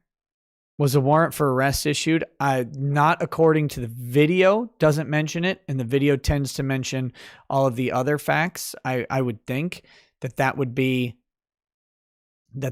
something, but I don't see it. Wait, is Midnight's Edge is in here? Wow, that's George Lucas's hometown. You know too much about Star Wars, my friend. But But yeah, this is bad stuff. This is the stuff we need to weed this out, and we need to figure out ways. When I talk about when you guys hear me talk about police reform, when you guys hear me talk about like bad police actors and stuff like that, this is the stuff I'm looking to eliminate. This encounter shouldn't have occurred, and it shouldn't have occurred in this way. That's the big problem here. We're not talking about, like a cop responds to a domestic call at home and the guy comes out like swinging a knife and the cop has to put him down. That's fine. Even if the cop makes a mistake, like he's responding to a criminal call and ends up making a mistake and has and put someone down, and it's questionably justified. Like, it turns out the guy didn't have a gun, but he like reaches into his coat or something. Like, those things happen. They do. But if he's, if a police officer is responding to a felony call or something like that, that's a little different. These are the things we want to start getting rid of. And we've gotten very accustomed to having police very, very involved in our lives. But we've seen 2 videos. Now, granted, they're from England and from Canada, right? But would anybody be surprised if that Canada video was from New Jersey, was from San Francisco, was from, Chicago, Philadelphia, Detroit? I wouldn't have been surprised at all if either of the 2 police breaking up the church videos were from a major city in the United States. We've gotten very accustomed to heavy police presence in our lives, even when we're not committing criminal acts. And that's where the reforms need to happen. Because look, even in this case, like if I were a staunch defender of the cops in general, I could make a case that this guy was in reasonable fear the moment that guy's hand goes down and comes back up, right? Like, this cop doesn't know if this guy has a gun. Now, it's mitigated by a lot of other things, but in general, he doesn't know if this guy's got a gun on him or something like that. In fact, he thinks the guy's got a gun on him. You're never going to eliminate that human element, the fear and the reaction to fear, through training that cops have. That's what we do. We train them and drill them to react to these situations in a way to keep themselves alive and to keep the people around them alive. That's what we train them to do. So you can't eliminate that aspect of it, because you can't neuter cops either. That would be silly. What we need to do is reduce interaction, reduce these types of encounters. These guys should not have been out hot looking for this guy thinking he's got a gun, unless they've got some credible evidence, some idea that he's threatening someone, that he's committing a felony of some sort, he's doing something wrong. We don't have that yet.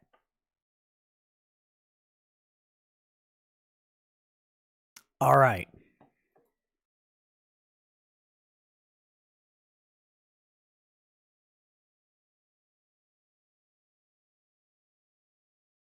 Here we go. This is the next one. This does not involve a cop. This does not involve a cop at all. Oh wait, let's check chats. I think we've got a couple chats here we want to hit real quick.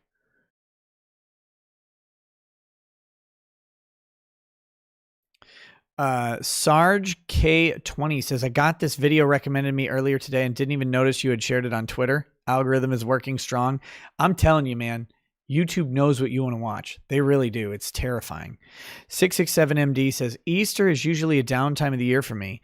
Have plenty of family and friends that I'm blessed with, but it's good to hear your live stream rolling per usual to keep the normal flow. Helps out. Keep up the work, my man. Look, it's not work for me. It's the best job on the planet. So happy to do so.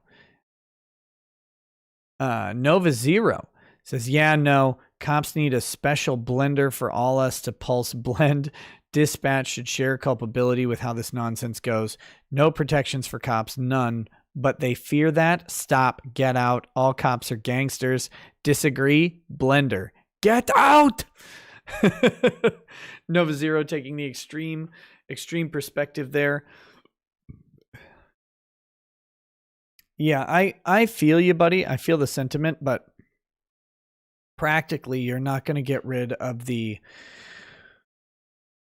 deference, the police officer deference that happens, oh goodness, in court or elsewhere.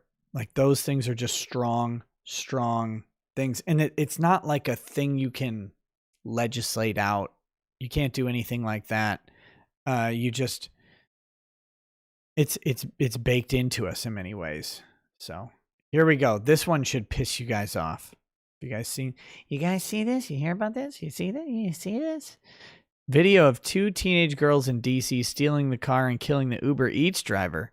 Viewer discretion is advised. Here we go. What's going on? Call the cops. They're trying to steal his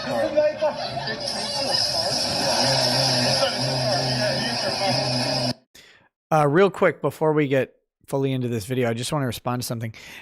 K. Seedy says, Nick, you keep saying the cop knew or thought about this guy. How could he have known him? He was the guy. He could have been anyone.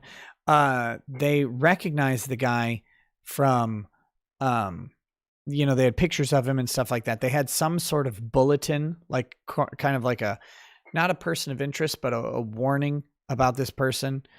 Bulletin. They had pictures of him based on his statements. Not that they were acting on those statements, but they knew about it. So here we go. Yeah, this video is graphic at the end. It's about 1:20 long. So if you wanna peace out for just a minute or like turn the screen off until this video's over, you will see a dead guy in this video.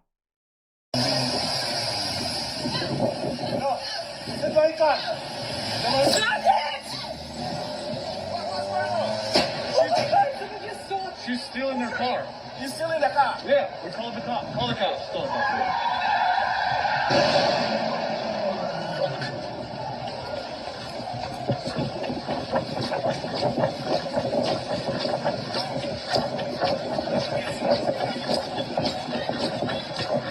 It's been called. It's been called. Fucking world star hip hop watermark.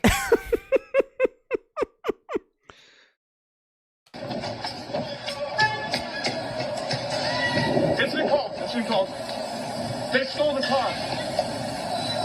Okay, so if you didn't see, the two chicks jumped in the car. They're both minors, by the way.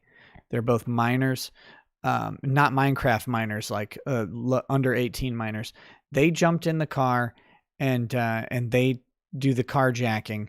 The guy was trying to get into the driver's side. He's standing kind of out the door. The door is open. He's standing in the doorway, but there's a person in the driver's seat, so he can't get into the driver's seat itself. So he's standing in the doorway of the door as they drive away. And it looked to me like their door hit like the post as they were driving away, and it smashed in on him. So I bet that hurt like shit. And then, of course, they drove off, and now you can see the car is up on its side, and it's tipped up on the driver's side itself. So here we go. This stole the car.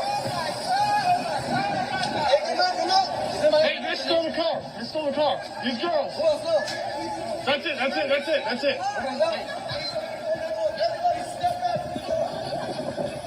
There's the dead So driver.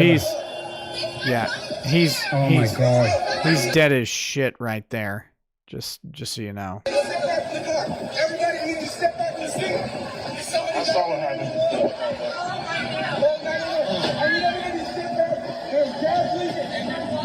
Yeah, hey, back up.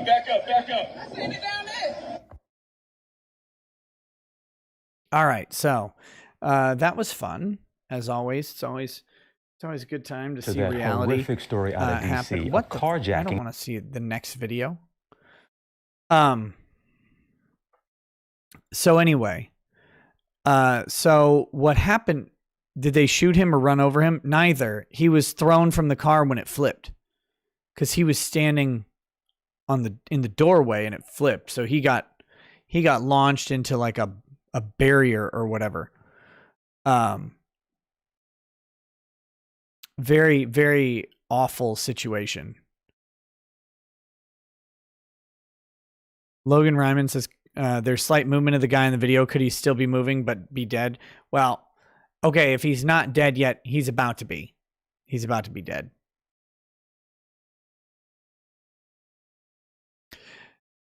So long story short, we have a classic felony murder here.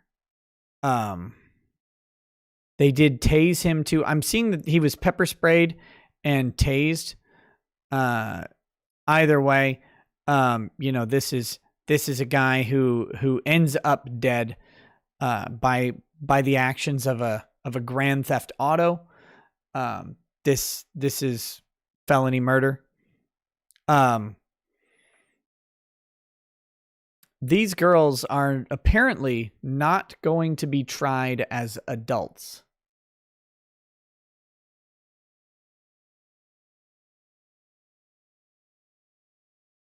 So they will be tried as minors. And then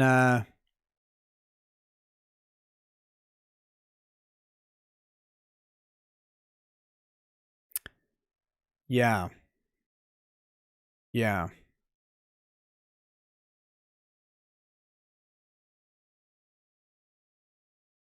So now I was looking up the Washington, D.C. requirements to be charged as an adult, and it's literally prosecutorial discretion in their situation. If you commit any felony in which they could be tried as adults, the prosecutor has discretion to try them as adults, and they're not going to. So that's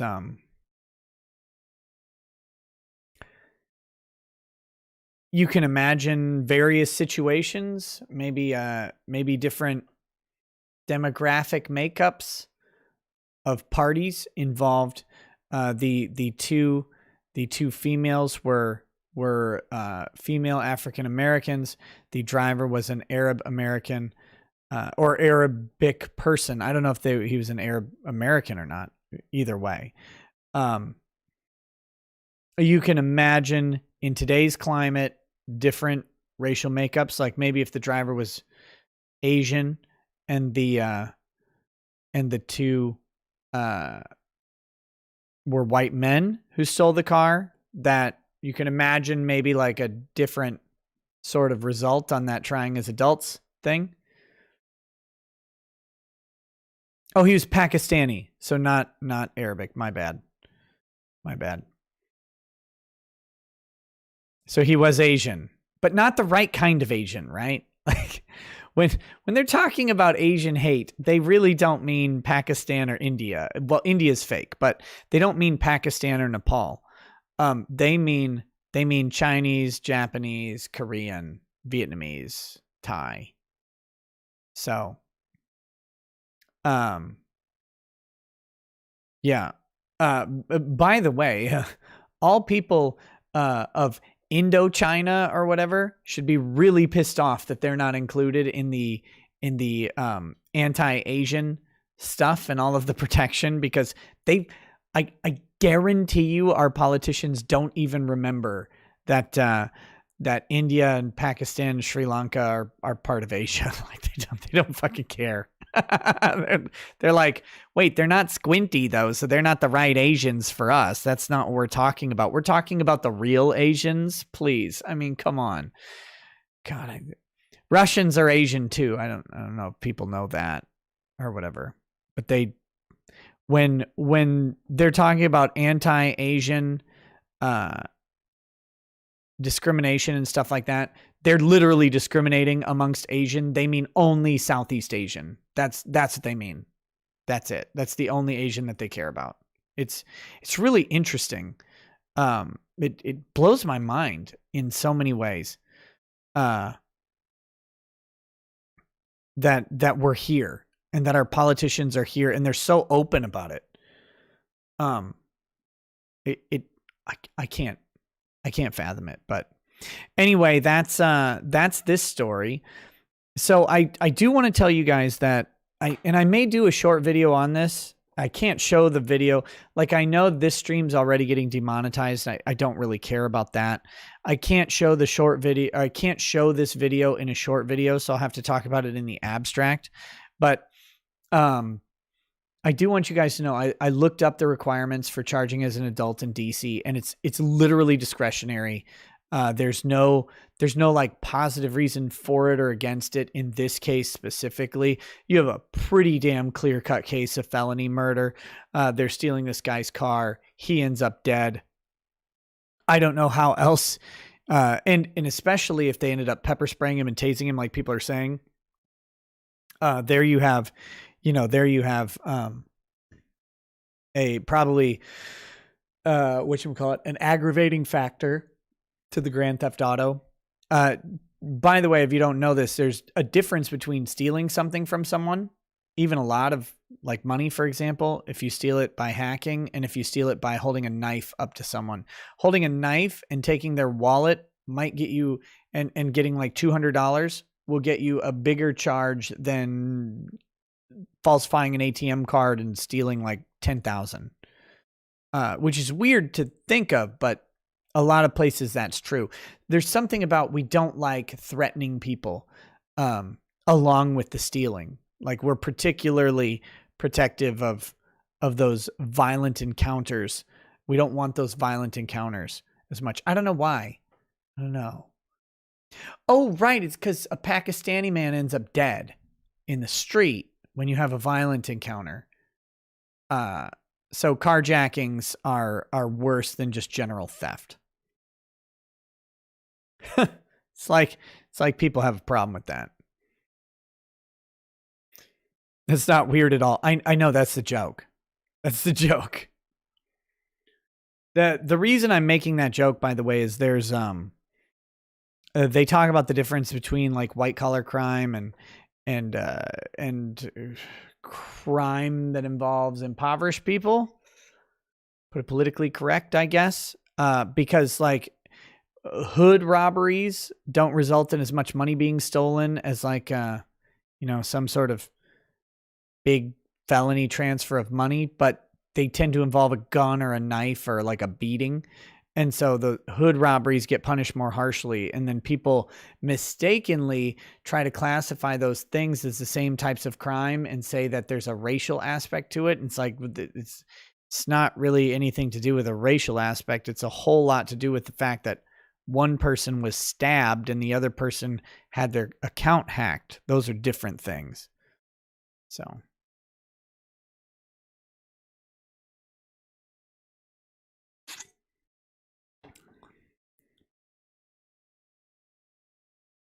anyway, I have front-loaded the bad news. We'll get to some funny stuff in a second. So Benjamin Myers says, you skipped the part where the girl was trying to get her phone from the car. Well, I didn't skip any part of that video. I haven't seen it. I haven't seen the part you're talking about. What context was the girl trying to get her phone from the car?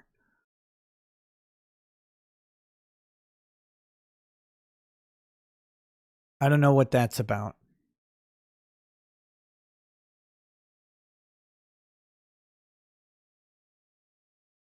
Now, I don't know the wisdom of this, but should we take a moment and laugh at Ethan Ralph, all in good fun? Now, I'm not talking about Ethan Ralph's fight with Riley, like this is what it's like when guns collide. That's not what I'm going after here. But I think we need to take a moment to have a fun chuckle at Ethan Ralph's expense. Okay, wait, here's another thing first. I just want to, earlier we were talking about YouTube.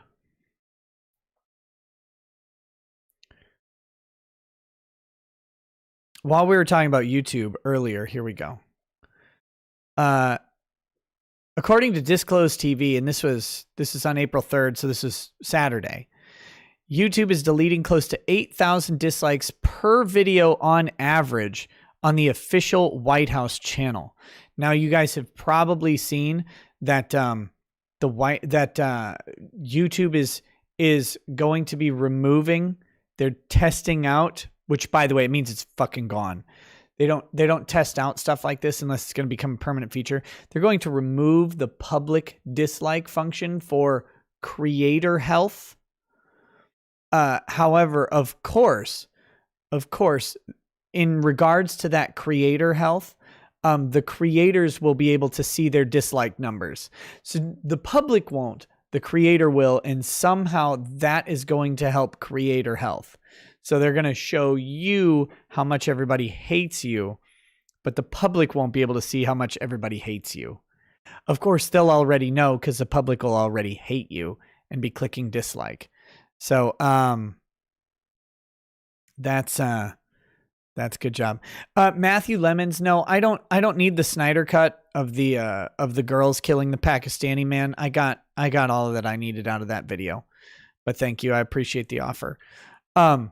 But yeah, so just so you guys know that this is in conjunction with that other story where they're like, "Oh, it's about creator health." It's literally not. It's fucking Joe Biden. It's the Biden White House is getting embarrassed by how bad their comments are, or their likes and dislikes are getting ratioed on YouTube videos. Which is pathetic, by the way.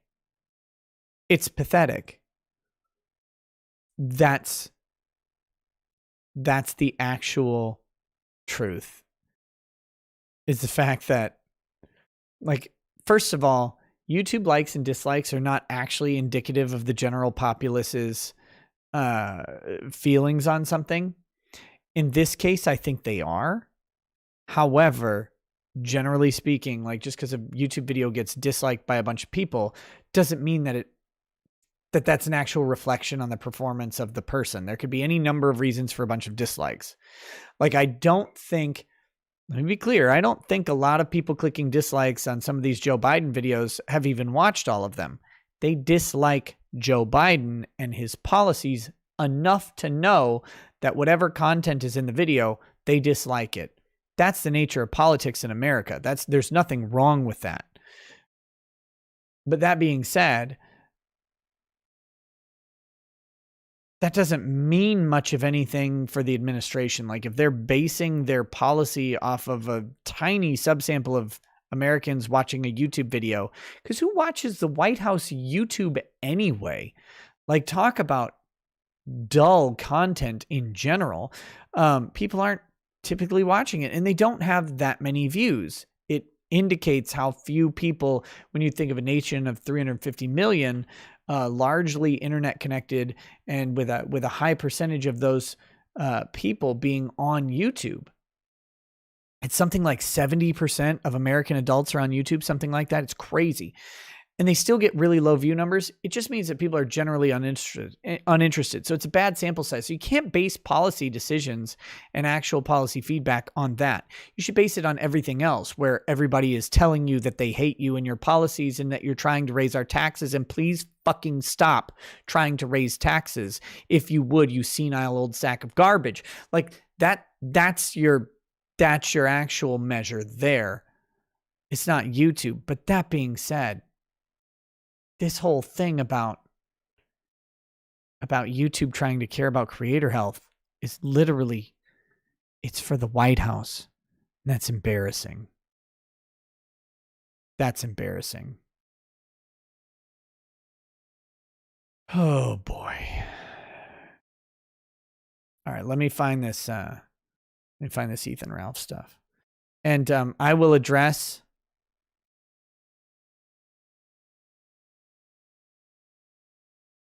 someone asked me a question about Ralph and Kiwi Farms or Matt at the internet. I want to point out I will address that very soon. Okay.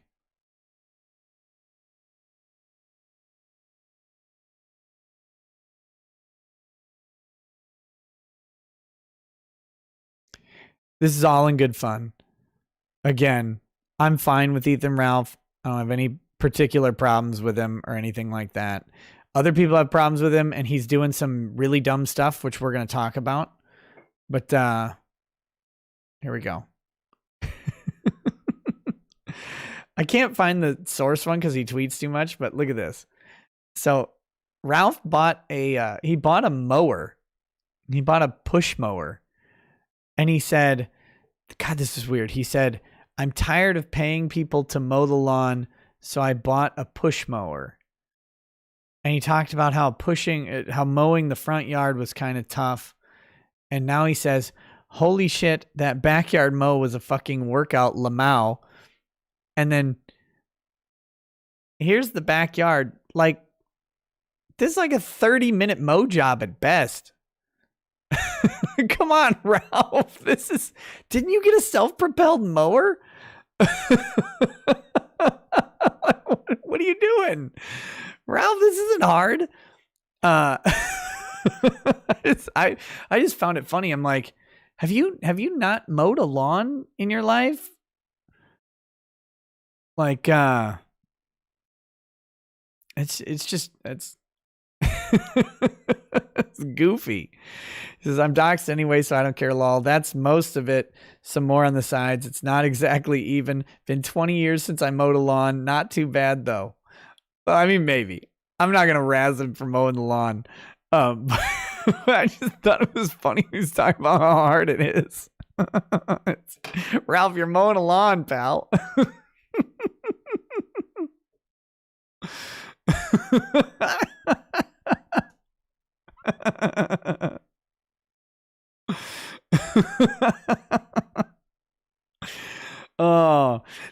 Okay.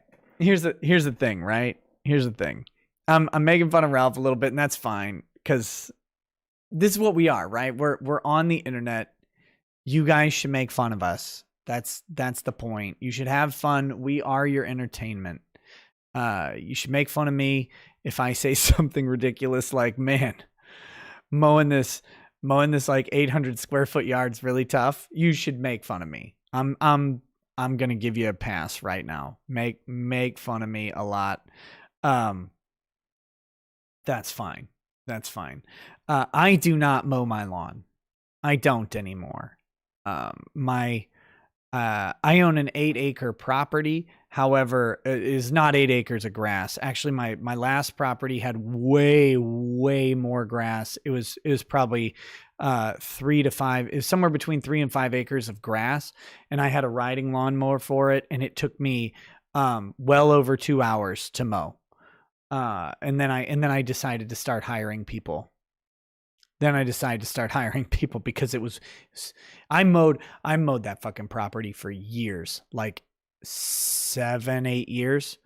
And I was like, I can't do this anymore. It takes too much time. So I have your kids to mow it. No, it was way too much. So I hired someone, and then I still have a person mowing my grass. I went the opposite way that Ralph did. He was paying someone to mow his grass, and then he went to doing it himself with a mower. I went from mowing my own grass to going, Jesus Christ, I don't have time to do this. Oh, Jesus, he's risen. I don't have time to do this anymore. So I hired someone out. Get a ride-on mower, Boomer. Yeah, I had one. I sold my riding mower because I hired someone to do it. It took 2 hours with a riding mower. I had a Laser Z 0-turn mower. It was a commercial mower. It was a fast mower.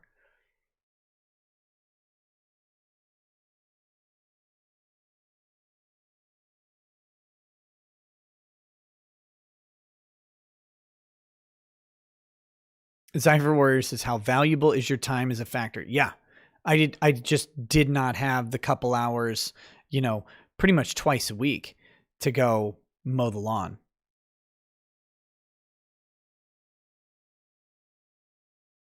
But yeah, you forgot to put nitrous in it. But yeah, I had an Exmark Laser Z. It mows at like 11 miles an hour. It's a fast commercial mower. Did a really good job. It was fun. I actually enjoyed. That was a problem, man. I liked mowing my lawn because I would put on some noise canceling headphones. I get out there with a podcast or whatever, and I would just mow the shit out of the grass. It was great. I just mow and mow and mow forever. I didn't have to hear like kids or anything or take care of anything. I'm like, oh, I'm out mowing. Got to deal with this. Fantastic. I enjoyed the heck out of it, but I just didn't have time anymore. Just didn't have time. And then someone in Moonrune says, what about Ricada wife? Doesn't she like gardening? She's bad at growing stuff. We started a garden here in Minnesota a couple years ago. We used to grow zucchini and watermelon and stuff like that. But deer come and eat it, and wasn't really worth the time for us. So we stopped doing it. But she did find, she eventually tried the mower, and then she's like, oh, I want to do this. I was like, no, this is my solitude. You can't do this. You can't get on my, no. And she's like, no, this is great. And she's just out there mowing. I was like, that was my thing. That was my thing. So that's the truth, actually. So I said it's because I didn't have time anymore, but it's actually because I didn't want Lady Rackets to take 2 hours to mow the lawn.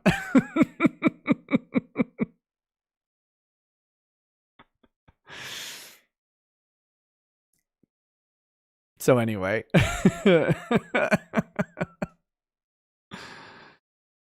Hit any sandals while mowing? No, but I ran over a bunny family. They were like down in a hole, so I didn't murder all of them, only like one. But then that was, they were traumatized, I think. I think they got eaten by my cats after that. Heat allergy? The heat allergy wasn't so bad when I was riding around on a mower. I didn't have to do anything. All right, now let's talk about the other thing, though. Ralph has copyright struck, apparently, Joshua Moon, mad at the internet. Let's see.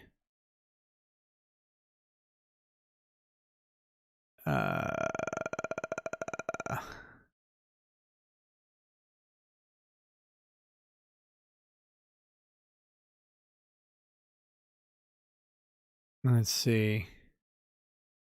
So here we go. Okay, so I don't know the full details of this, to be clear. I'm going off of what Ralph is saying here. All right. So he says, if you stream my Patreon content, you're going to get a strike on your channel. It's that simple, lol. It's kind of that simple, but fair use isn't actually that simple. I'm not familiar with Josh's stream of Ethan Ralph's content. I don't know if it was fair use. I have no idea. Okay. So my opinions on this are not from a legal perspective at all, right? I have not evaluated the video to see if it was fair use or not fair use. I don't know. I don't actually care between the two parties who's legally right and wrong here. I haven't analyzed it, and I like both of them just fine, get along with both of them just fine. It's not like I have some preference for Ralph or some preference for Josh. I don't, okay? So these are going to be my personal opinions as a content creator, and what the proper response from a content creator perspective is, not from a legal or fair use or copyright perspective, okay?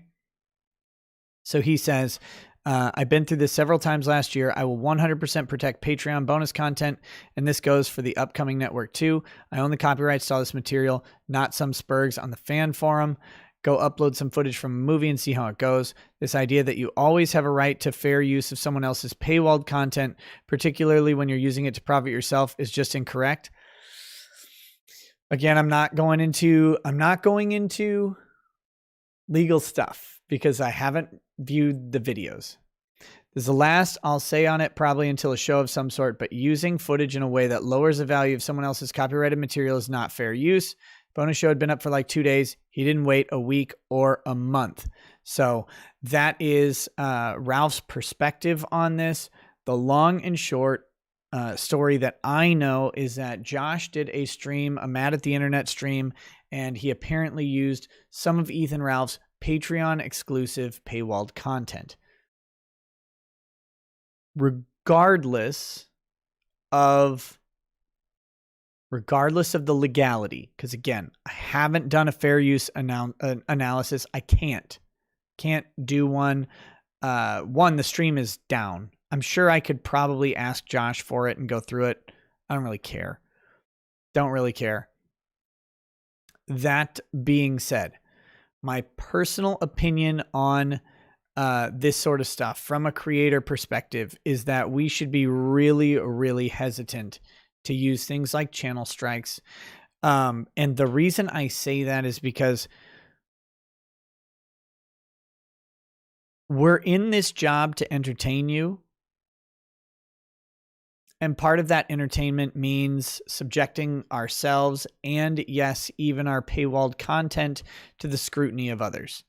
Now, I don't believe that someone should be able to just take your paywalled content and re-upload it somewhere else. I don't think that's correct, right? Like obvious copyright infringement. You have a right to enforce it, whether you should or not. Like, look, a bunch of people have infringed my copyrights. They've clipped my show, or have uploaded whole things out, with no commentary or whatever. And I tend to not do any action on that. I usually ask people just to let me know you're doing it. And I don't think I've ever turned anybody down. So I ask it out of courtesy, but even times when I find stuff that people have done on their own, I don't really go after it, because in my opinion, if people want to pay for my stuff and my content, they're going to do that whether or not they can find it somewhere else. That's my personal perspective on it. And I get that it's exclusive content and stuff like that. But at the same time, we are all here for your entertainment, and we have to have a little bit of a different sort of approach to things, I think, because we are the show. Ralph is the show. I'm the show. Josh is the show. Whoever you're watching is the show. And I think that we need to be a little bit more cautious on how we throw out strikes. Now, again, Ralph may be entirely justified legally in throwing out this strike against Josh's thing. I haven't watched it. If Josh just re-uploaded his content, that's a shit thing to do. But I don't know if he did that. Did anybody watch that? Josh's stream was almost identical to mine. Oh, was it of the fight? But I didn't use Ralph's content. I used YGG's content.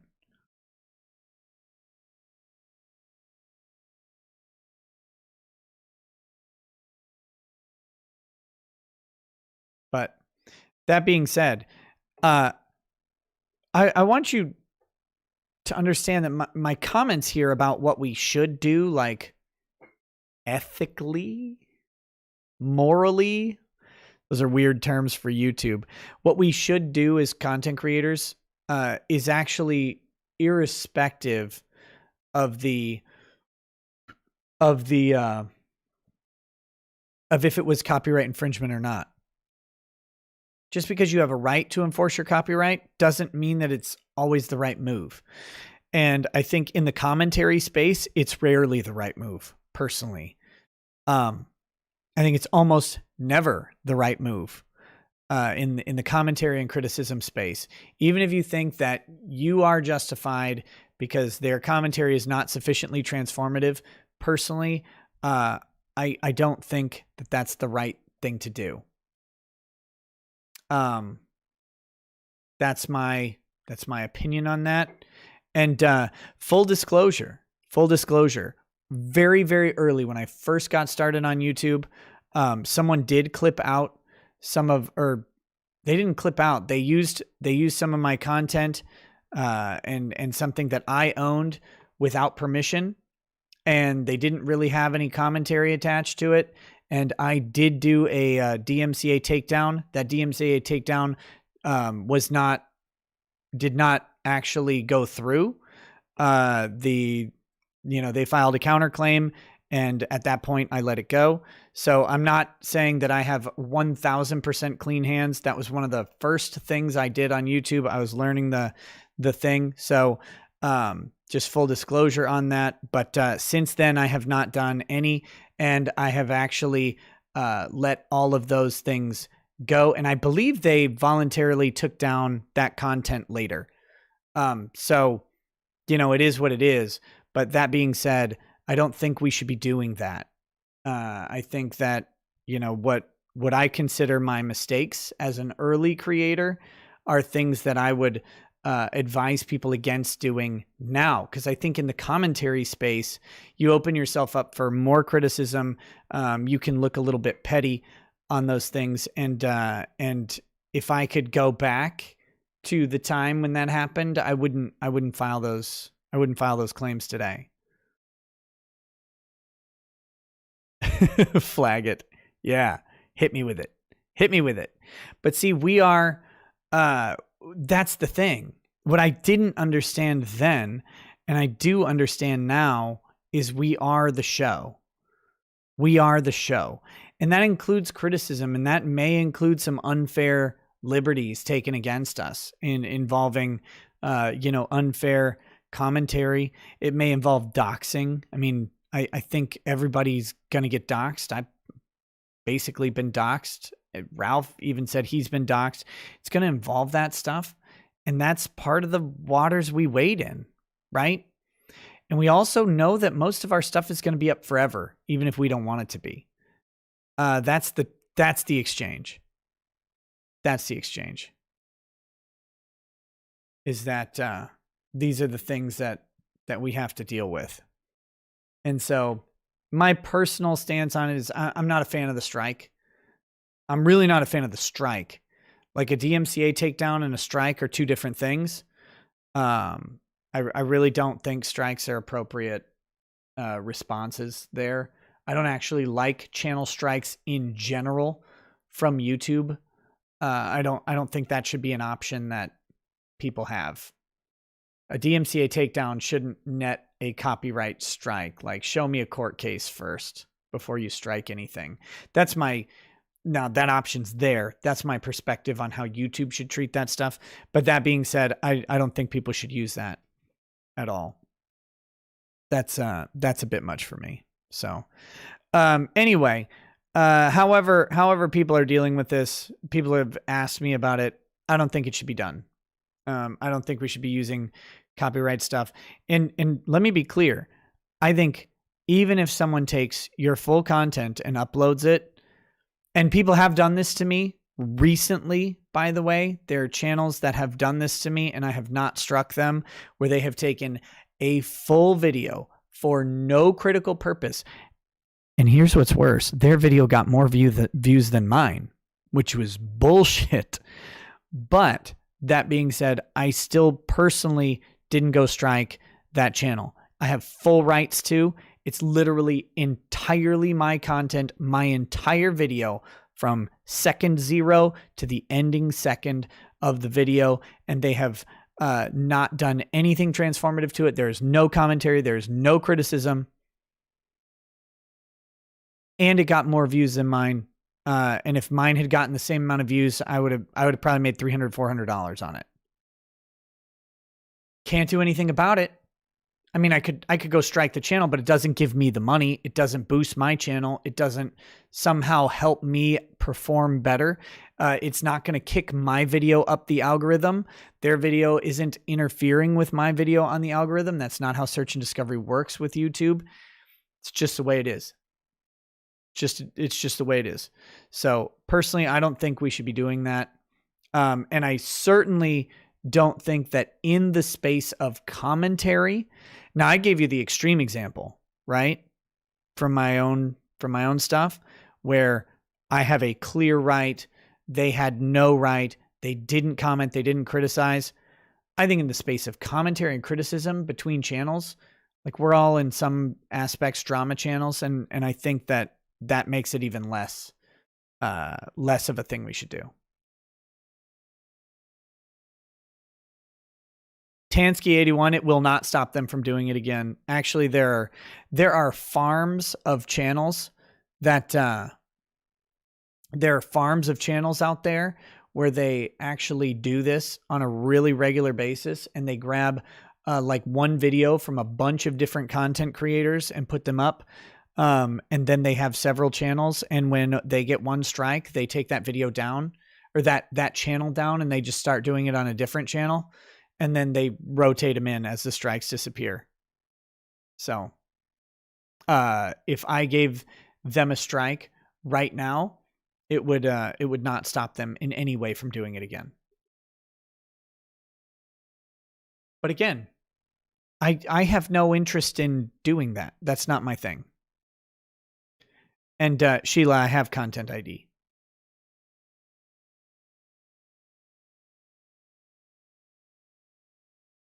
So yeah, but that is my personal opinion on the situation. Again, that's my opinion. I'm not condemning Ralph. I'm not condemning or praising Josh. I don't care. Those two have been going at each other for a while. I don't think we should be using channel strikes. I think we should use good old-fashioned insults, right? Like, Ralph should call Josh a broken dick weirdo, and Josh should call Ralph a giant fatso. Whatever it is, like those are their go-to insults. They should just keep fighting, because that's the fun, is the fight, right? Like that's what the audience wants to see. So just do that. Just do that.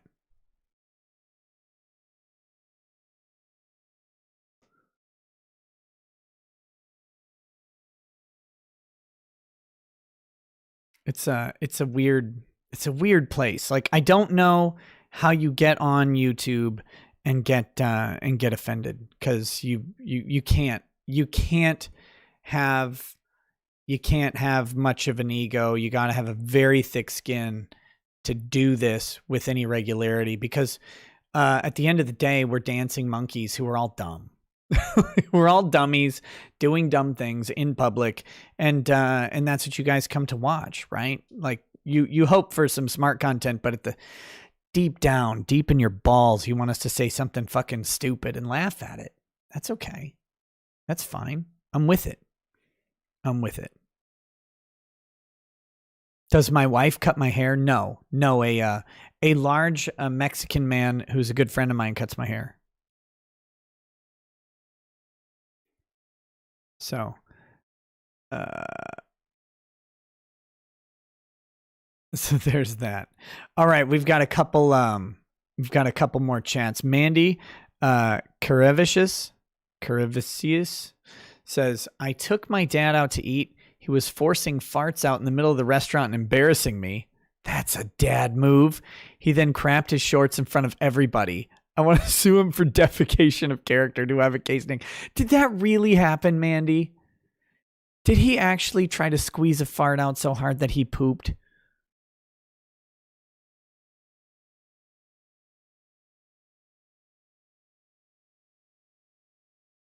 That is supreme dad mode, right? Like, I'm going to embarrass you. I need to go home. Pay the tab right away. I need to go home. Mandy says yes. That's beautiful. Oh God. Oh, that's amazing. That's a dad who loves you very much, by the way. If he is willing to shit his pants in public just to make you squirm. Oh, that's great. Asphyxiation. Hey, what's up, Aspie? How you doing? He says, Happy Easter, you sky pappy worshipping lawyer.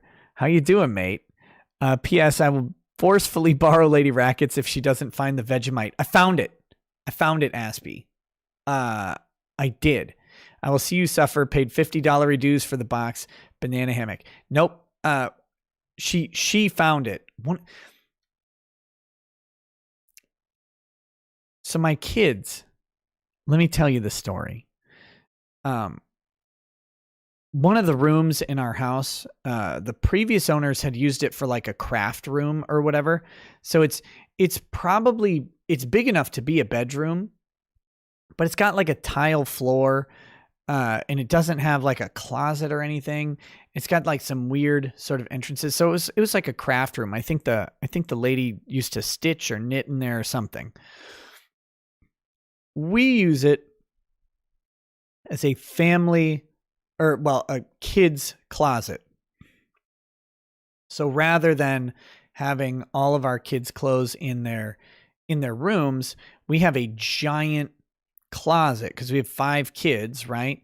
So we have some department store like hanging racks for all the clothes. And so all their clothes are hung up on these big racks, and each one has their own rack, and they can go and grab clothes off of the rack. And so they have a family closet room where all of the kids' clothes are. One of the kids, maybe not even one of my kids, but maybe one of their cousins or whatever, stole the Vegemite from my office and hid it under one of the clothing racks. So that, because I was like, I know I've got this somewhere. I know I've got this. And then Lady Rackets was like digging through the kids' closet. I think she was looking for a pair of dance shoes or something for our daughter. And she's like, what the hell is this? And she finds this jar of Vegemite sitting there. So we've got it. It has been recovered. Why do I have an NFL picture in a frame on my wall? This isn't my wall. It's my dad's.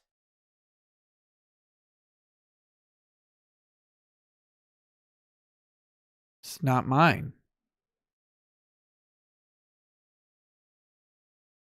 So anyway, there you go, Aspie. We have located the Vegemite. It is when I get back home, I can try it out.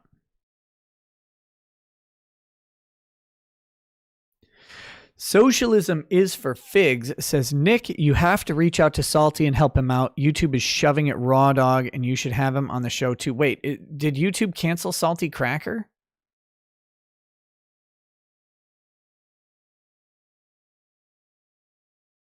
What is the significance of this picture? Angry Baneling. Okay, so the picture. Do you remember? I have a painting of like some horror guys, Jason and Freddy and Pinhead and all that. The guy, Robert. Trying to remember his name. Anyway, the artist, it's a damnfineartist.com is the website, but that guy is a friend of my parents, and he's dying from cancer. He has terminal cancer. He will be dead, sometime pretty soon. Not Robert Englund. That's Freddy, the painter I'm talking about. Anyway, he's dying of cancer. And so my parents bought a bunch of his art to support, to support him and his wife through this time. 2, he's got to offload inventory. He's trying to sell a bunch of stuff so his wife doesn't have to while he's still alive. So this is one of his original works. And it's a bunch of very famous quarterbacks. You've got Joe Namath. You've got I'm not a fucking football player. You guys want to see it better? There we go.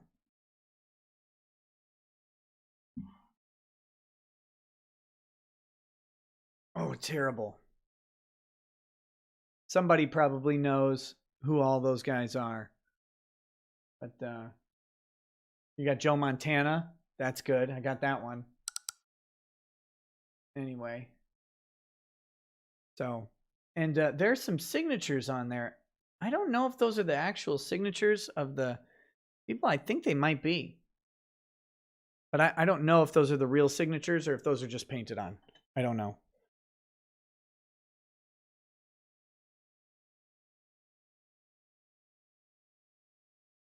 So that's the painting. So yeah. By the way, guys, if you like Salty Cracker, he is up on Odyssey. He's up on Odyssey.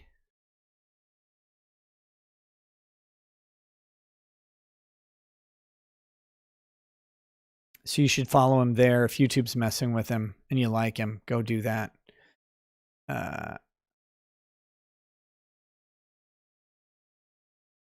Let's see. Okay. All right. That is that. Well, we have some chats to go through. I'm trying to think if I had anything else specific for today. I don't think so. Like I said, the Chauvin trial resumes tomorrow. I am waiting for my Odyssey Go Live button. Hopefully that'll come out soon, and I'll be able to live stream to Odyssey as well. We'll try it out. I'm going to be covering the Odyssey SEC lawsuit. I may do that exclusive to Odyssey to kind of, get people to check it out over there. We'll see. We'll see. What about the hit piece on Ron DeSantis from 60 Minutes? I haven't seen it. I'll check it out for tomorrow. Matt Gaetz is, he's still dealing with his issue. And there's a rumor that Matt Gaetz will be indicted this week for participation in a trafficking ring. So we'll have to see how that goes. It's a rumor at this point. It's reported by a literal tabloid, but that is the latest news I've seen on what's going on with him. So we'll have to see what's up with that. I literally make no judgments for or against Matt Gaetz. I'm indifferent. I don't care if he's guilty or innocent. Particularly if he's innocent, I want to see him. I want to see him exonerated. If he's guilty, he should go to jail. That's that.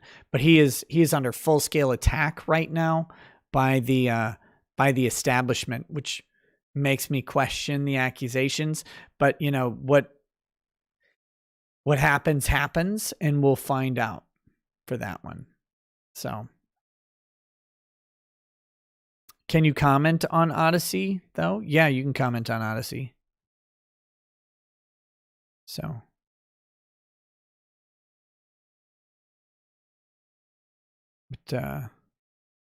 but okay. So let's do chats. People are wondering if we're gonna do. We'll probably do some Twitch tonight. How's that? Charles Barkley? I don't know about Charles Barkley. I don't know what Charles Barkley thing you're talking about. So,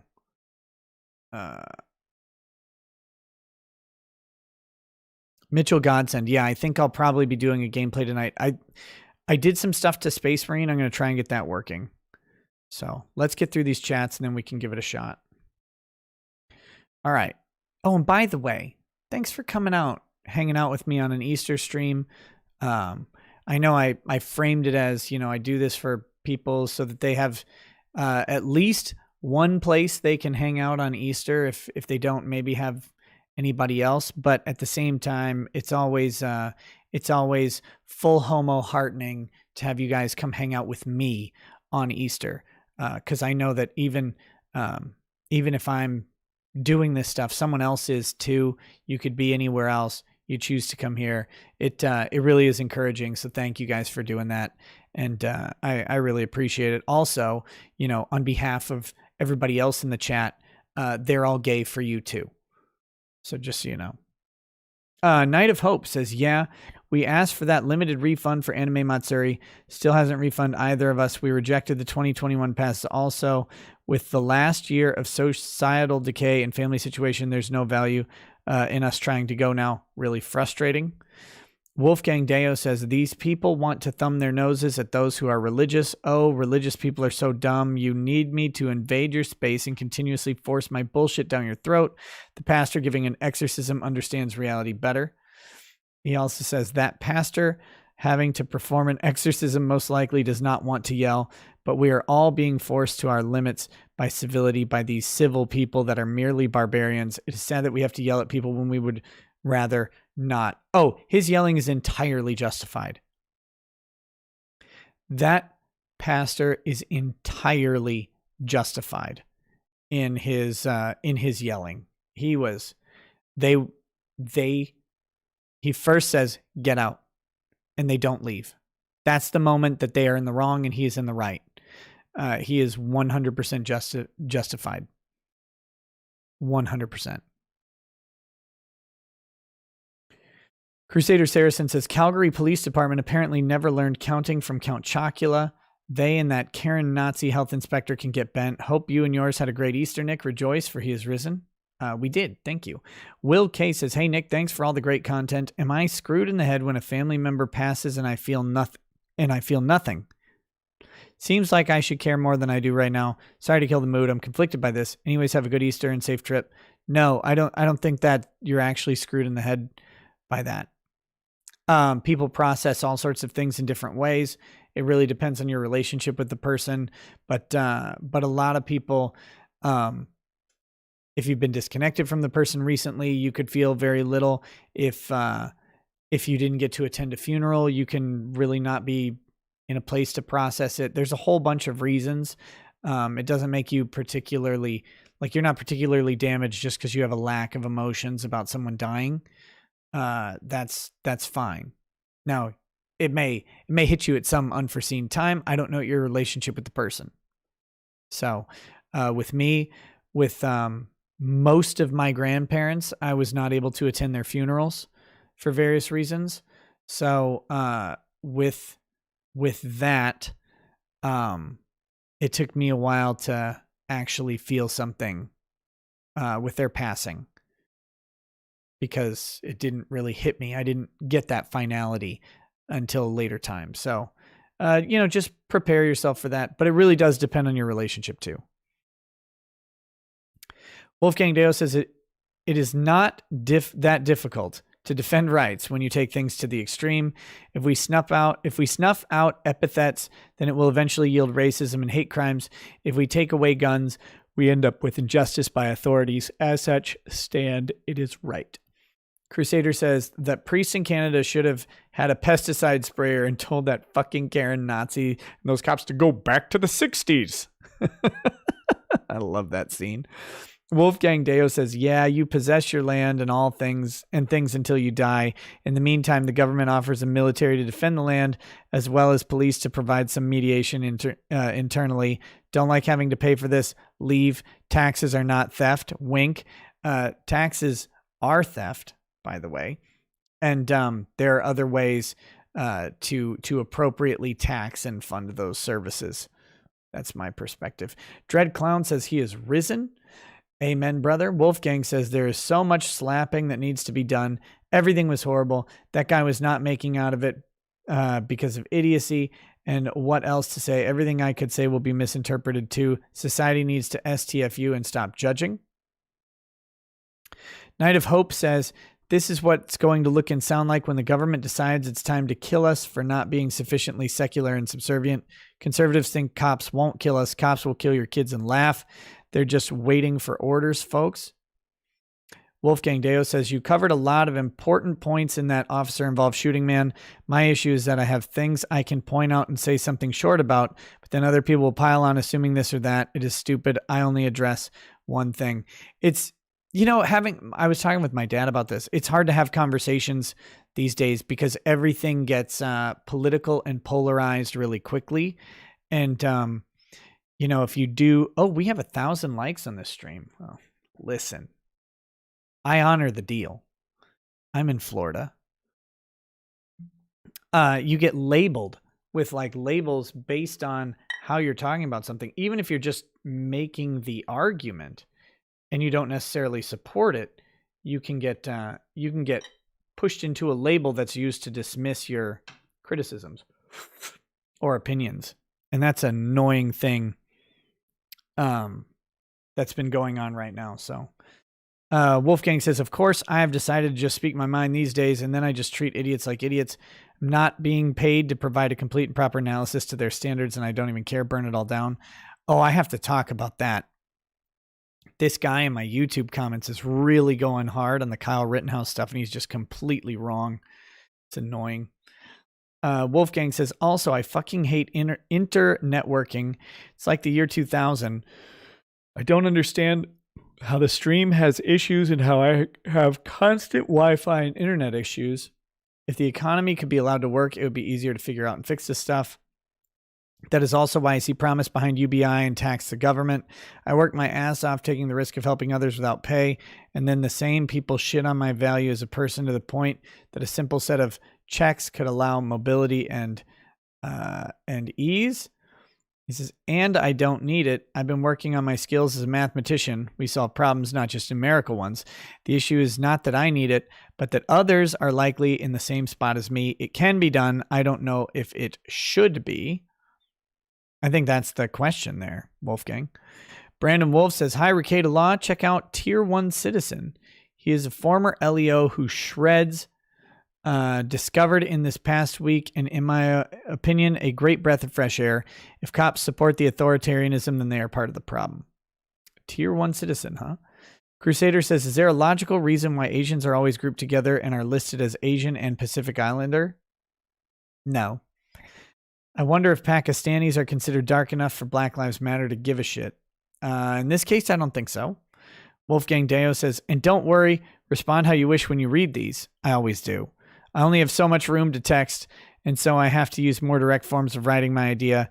It's just nice to hear my ideas being considered once instead of being heard and ignored. Love ya. Yeah, Wolfgang, I mean, the UBI stuff. I don't think UBI is the right thing because I just don't believe that people are ready to just get money and still produce something. I know too many people who wouldn't.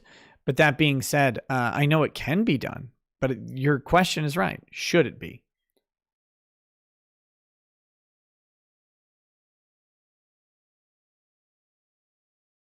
Sharon Young says, accommodations seem to matter when you're talking about a vaccine passport, but not when for the last year anyone who can't breathe through a face covering has been discriminated against in spite of the CDC saying they shouldn't. We're out of luck. Yeah, that's a tough one. That's a tough one, especially depending on where you live. I live in a small town. In our town, you know, the store owners are pretty much not really concerned. Hated 7 Days to Die says, have a good night. 8 a.m. here. I'm heading to bed. Oh, hey, later, man. Wolfgang says, when Ralph said push mower, does he mean the gas mower that is pushed or the drum of blades? It's a gas mower. I think it's self-propelled. They have to push and actually force the grass to get cut. If the first, he's a bitch. If the second, bro, that's an accomplishment. No joke. No, it's a gas-powered motor, and I think it's self-propelled. Maybe not, though.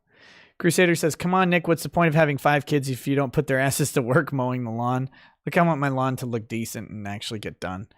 Dax Luther says, they have those Roomba things as mowers now. Get a fleet of those. Phoenix Lord Asterman says, watch the stream live, and Josh was giving commentary through the video, giving backstory and personal thoughts on the matter. On the exclusive content, Josh was laughing at Gator's blatant lies and explaining why they were BS. Mad at the internet did nothing wrong. Like I said, I haven't watched it. I'll take your word for it. Either way, even if they did everything wrong, it's I'm not a big fan of copy striking anything. Wolfgang Deo says, calling something exclusive content does not mean it is not subject to standard copyright law. Correct. We should expect copyright laws to be upheld by all parties to send a takedown when needed, and no one should be doxxed. That is wrong.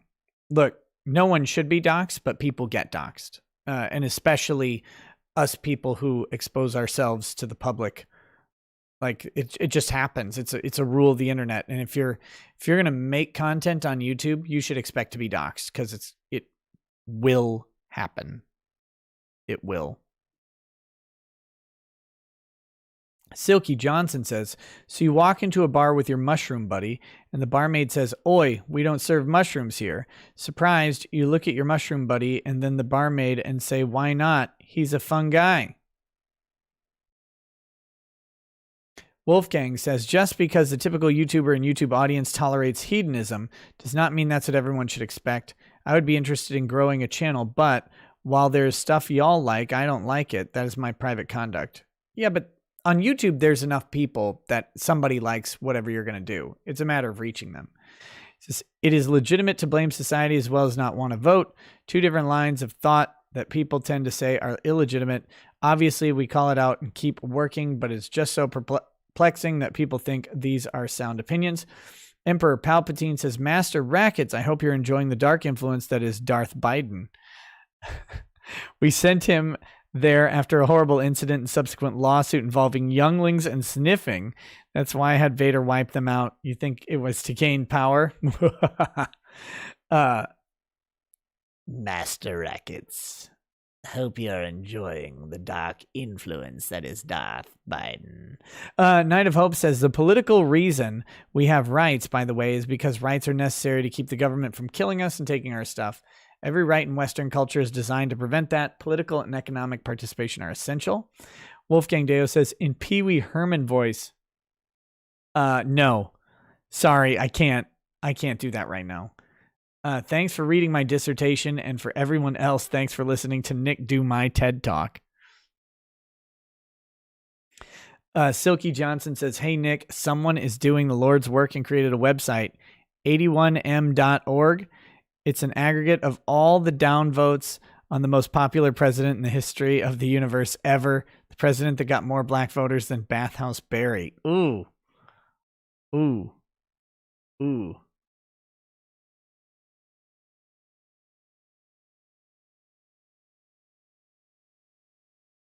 Knight of Hope says, if the government can decide you're not allowed to speak or be in public arbitrarily, that makes it easy for the faction in power to round their opponents up and march them out of society. The risk outweighs all of the incidental risks they use to justify it. It also embraces cynicism. The other team knows this. That's why Ethan Klein wants this to be done. So you can get, well, Ethan Klein's just fat and dumb. He's a useful idiot. So you can get his government to round up the people he doesn't like. They're in on all this shit. Go fuck yourself, you Nazi communist Gestapo lardass. Wolfgang Deo says, the issue is not that the yelling is justified. We all agree the yelling is justified. The issue is, are these fucking Karens that have pushed each of us to the point that we have to yell. At this point, I would feel it's justified if more were done. And Joseph Kerwin says, can you play Baked Alaska's We Love the Cops song? No. I'm not going to do that. Sorry.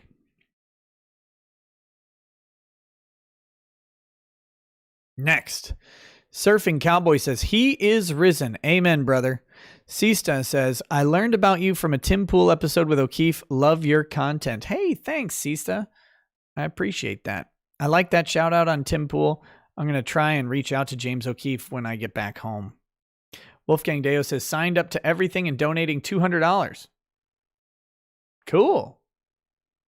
Thank you. I assume that's to me. Thanks. Monica's personal effing fiance says, received my Easter stuffing from Monica. Oh my God. Joshua Vidrine says, happy Easter, Nick. He is risen. Amen, brother.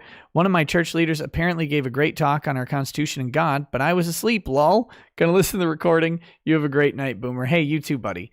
Enjoy. Wolfgang Deo says, EMT, super helpful, completely an inconvenience. Sista, welcome to paralegal status. I appreciate that. Wolfgang Deo says, why not put YouTube in charge of the voter rolls? Arcadian Twilight says, been checking subs before homepage YouTube directing me to Fox, CNN, and lamestream woke sources instead of my subs in my feed. Fake book is worse.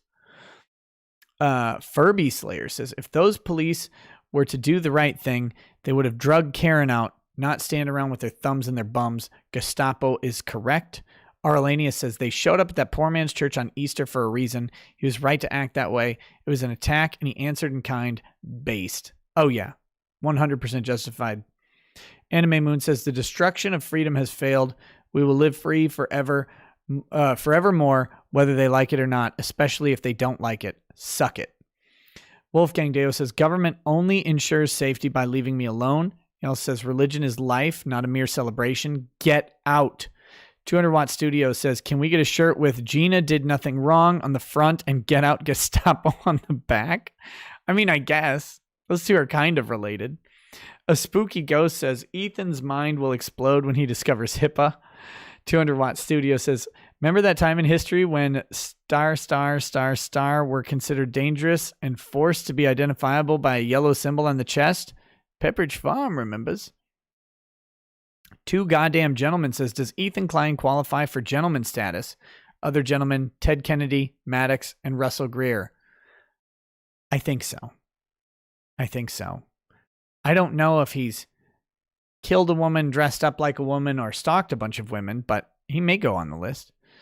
Evil XY says, Nick, from now on, I just want you to lull me to sleep with you explaining to me my rights. I'll Mirandize you every stream, Evil XY. Listen, Evil XY, you have the right to remain silent. Anything you say can and will be used against you in a court of law.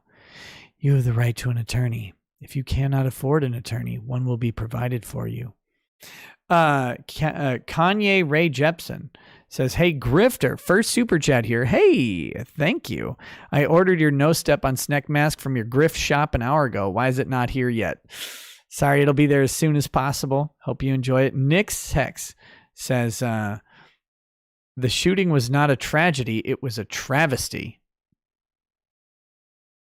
Get an ASMR mic range for that. You have the right to remain silent. Anything you say can and will be used against you in a court of law. You have the right for this dick. Rhino says, if that video inside the church happened in the U.S., the police would have started shooting at the man. Damn. Wolfgang Deo says, when are minors tried as adults? What for? How? In D.C., it's for any felony, basically. They can be tried as an adult. Enable Diamond says, in my opinion, the quartering, aka quarter pounder, is a snake grifter. There you go. That's your opinion. Cool. Thank you for sharing. Blue Blood 71 says, was law enforcement officer for 13 years in a big city and a small town. Shocking how many officers I knew didn't know the basics of law or de-escalation. We need better cops, but that takes money for recruiting and training. I agree. I think that's the biggest thing is personally, based on cops I've talked to, I'm not one. It's like, this is secondhand, but I have heard that there's a lack of adequate training on de-escalation these days. So basically you have a bunch of cops joining the force, and then you have a bunch of stuff telling them about how much danger they're in at every turn. They need to be alert and always aware, but then not enough training on the de-escalation techniques that used to be a little more prevalent. That's what I've heard as criticisms from other cops. Cops in the chat, discuss, let me know. That'd be great. Wolfgang Deo says, I make it a daily ritual to open each White House video, mute it, click dislike, and let the time run out. As such, my dislikes stick, not monetized. Tater Puddin says, they handled down votes the way they handled registered voters. Handled down votes the same way they handled registered voters who didn't cast a ballot during tabulation of the election. Accounting error. Bad Dragonite says, why didn't Ralph just tell the grass it's 4'9"? Oh, come on. Matthew Lemon says, my question is, why did that Pakistani guy not jump off the car when it started moving? Would have been easier to file a police report than get smoked like that. Didn't make sense to me. Look, he wasn't thinking he was going to die. I agree. A better move would have been to not die. But, people have different experiences that make them do different things. And when their car is being stolen right in front of them, they may not be thinking as clearly. Like they're moving on adrenaline and stuff like that. So, we all would love to act perfectly, and that guy didn't. But he, and I don't think you're saying this, but he doesn't deserve to die because he made a bad decision there. But yeah, like I tell everybody, let the stuff go. Let the stuff go. I would much rather you live than you have your car, because there are ways to get that car back. Krusty says, Keck, I can see you now, Boomer, ride on a mower with white Monster Energy. No, I don't drink Monster Energy. Allison Jacobs says, just found a giant ant that can kill me from anaphylactic shock. So thanks for entertaining me while I don't sleep till I can get an exterminator. Damn. I hope you live.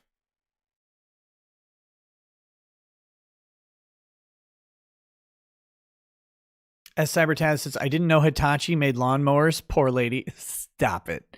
Fat Dragonite says, lawnmower to bunny. Happy Easter, motherfucker. Texas Red says, after liberal cuck Keith Olbermann led the charge to move the MLB All-Star game, he wants to cancel the Masters. The Masters will proceed. Just want people to watch out of spite. Take it easy, sir. Yeah.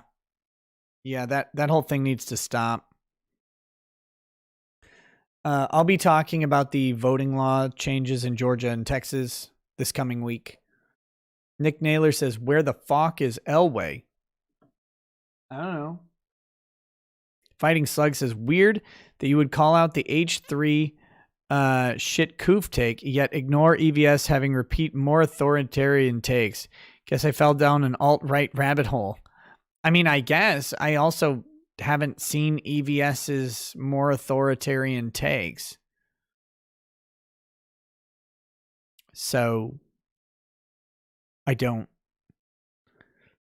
Sorry. If EVS thinks that you need a COVID vaccine card, I disagree. Does that help? It wasn't on my Twitter when I opened my phone. So I don't know how to respond to it if I don't see it. Paul Godin says, happy Easter, Nick. 2% right says, I still have those bottles of booze to mail you. I got you for at the convention in February. I haven't forgotten, but that's my secret, Nick. I'm always lazy. Hey, me too, buddy. Me too. Classical Positioning says, that Ralph dude needs a scythe. Pravjot Singh says, you've got a nice voice, man. Hey, thank you. Thank you. Much appreciated. All right, two more. Wolfgang Deo says, oh, like when Ty was on. I'm trying to find a right side position of UBI by calling it the following. Tax the government or it gets its capital smashed again. Lol. They want to increase our taxes to them. We should expect reciprocity. I mean, yeah, but I don't want them to increase taxes and then give me money. I just don't want them to increase taxes at all. I want them to decrease taxes. Night of Hope says, you can't outrun the chalk machine forever, Monica. Your last and greatest service to black kids in the inner city will eventually be outlining the boxes for hopscotch. Prance about as you might for now, but your night as a mayor will end one day. It always ends.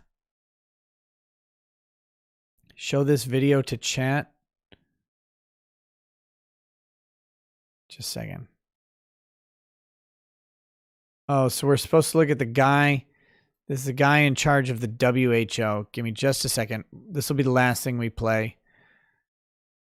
I've not verified this, but this is allegedly the guy in front of the WHO, or the guy in charge of the WHO.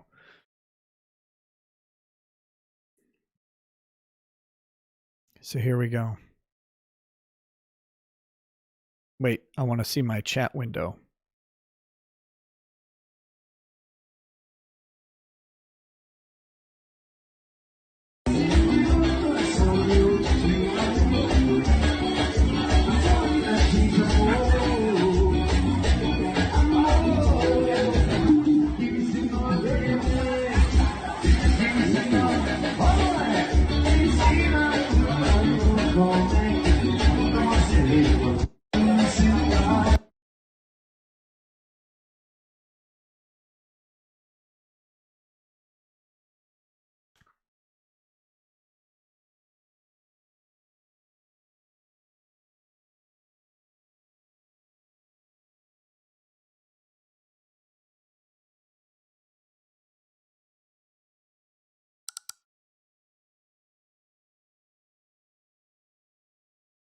I don't like that.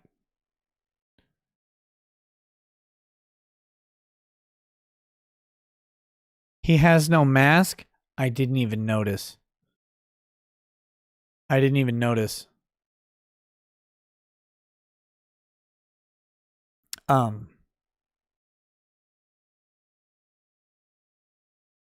see you guys on Twitch. Peace. Peace.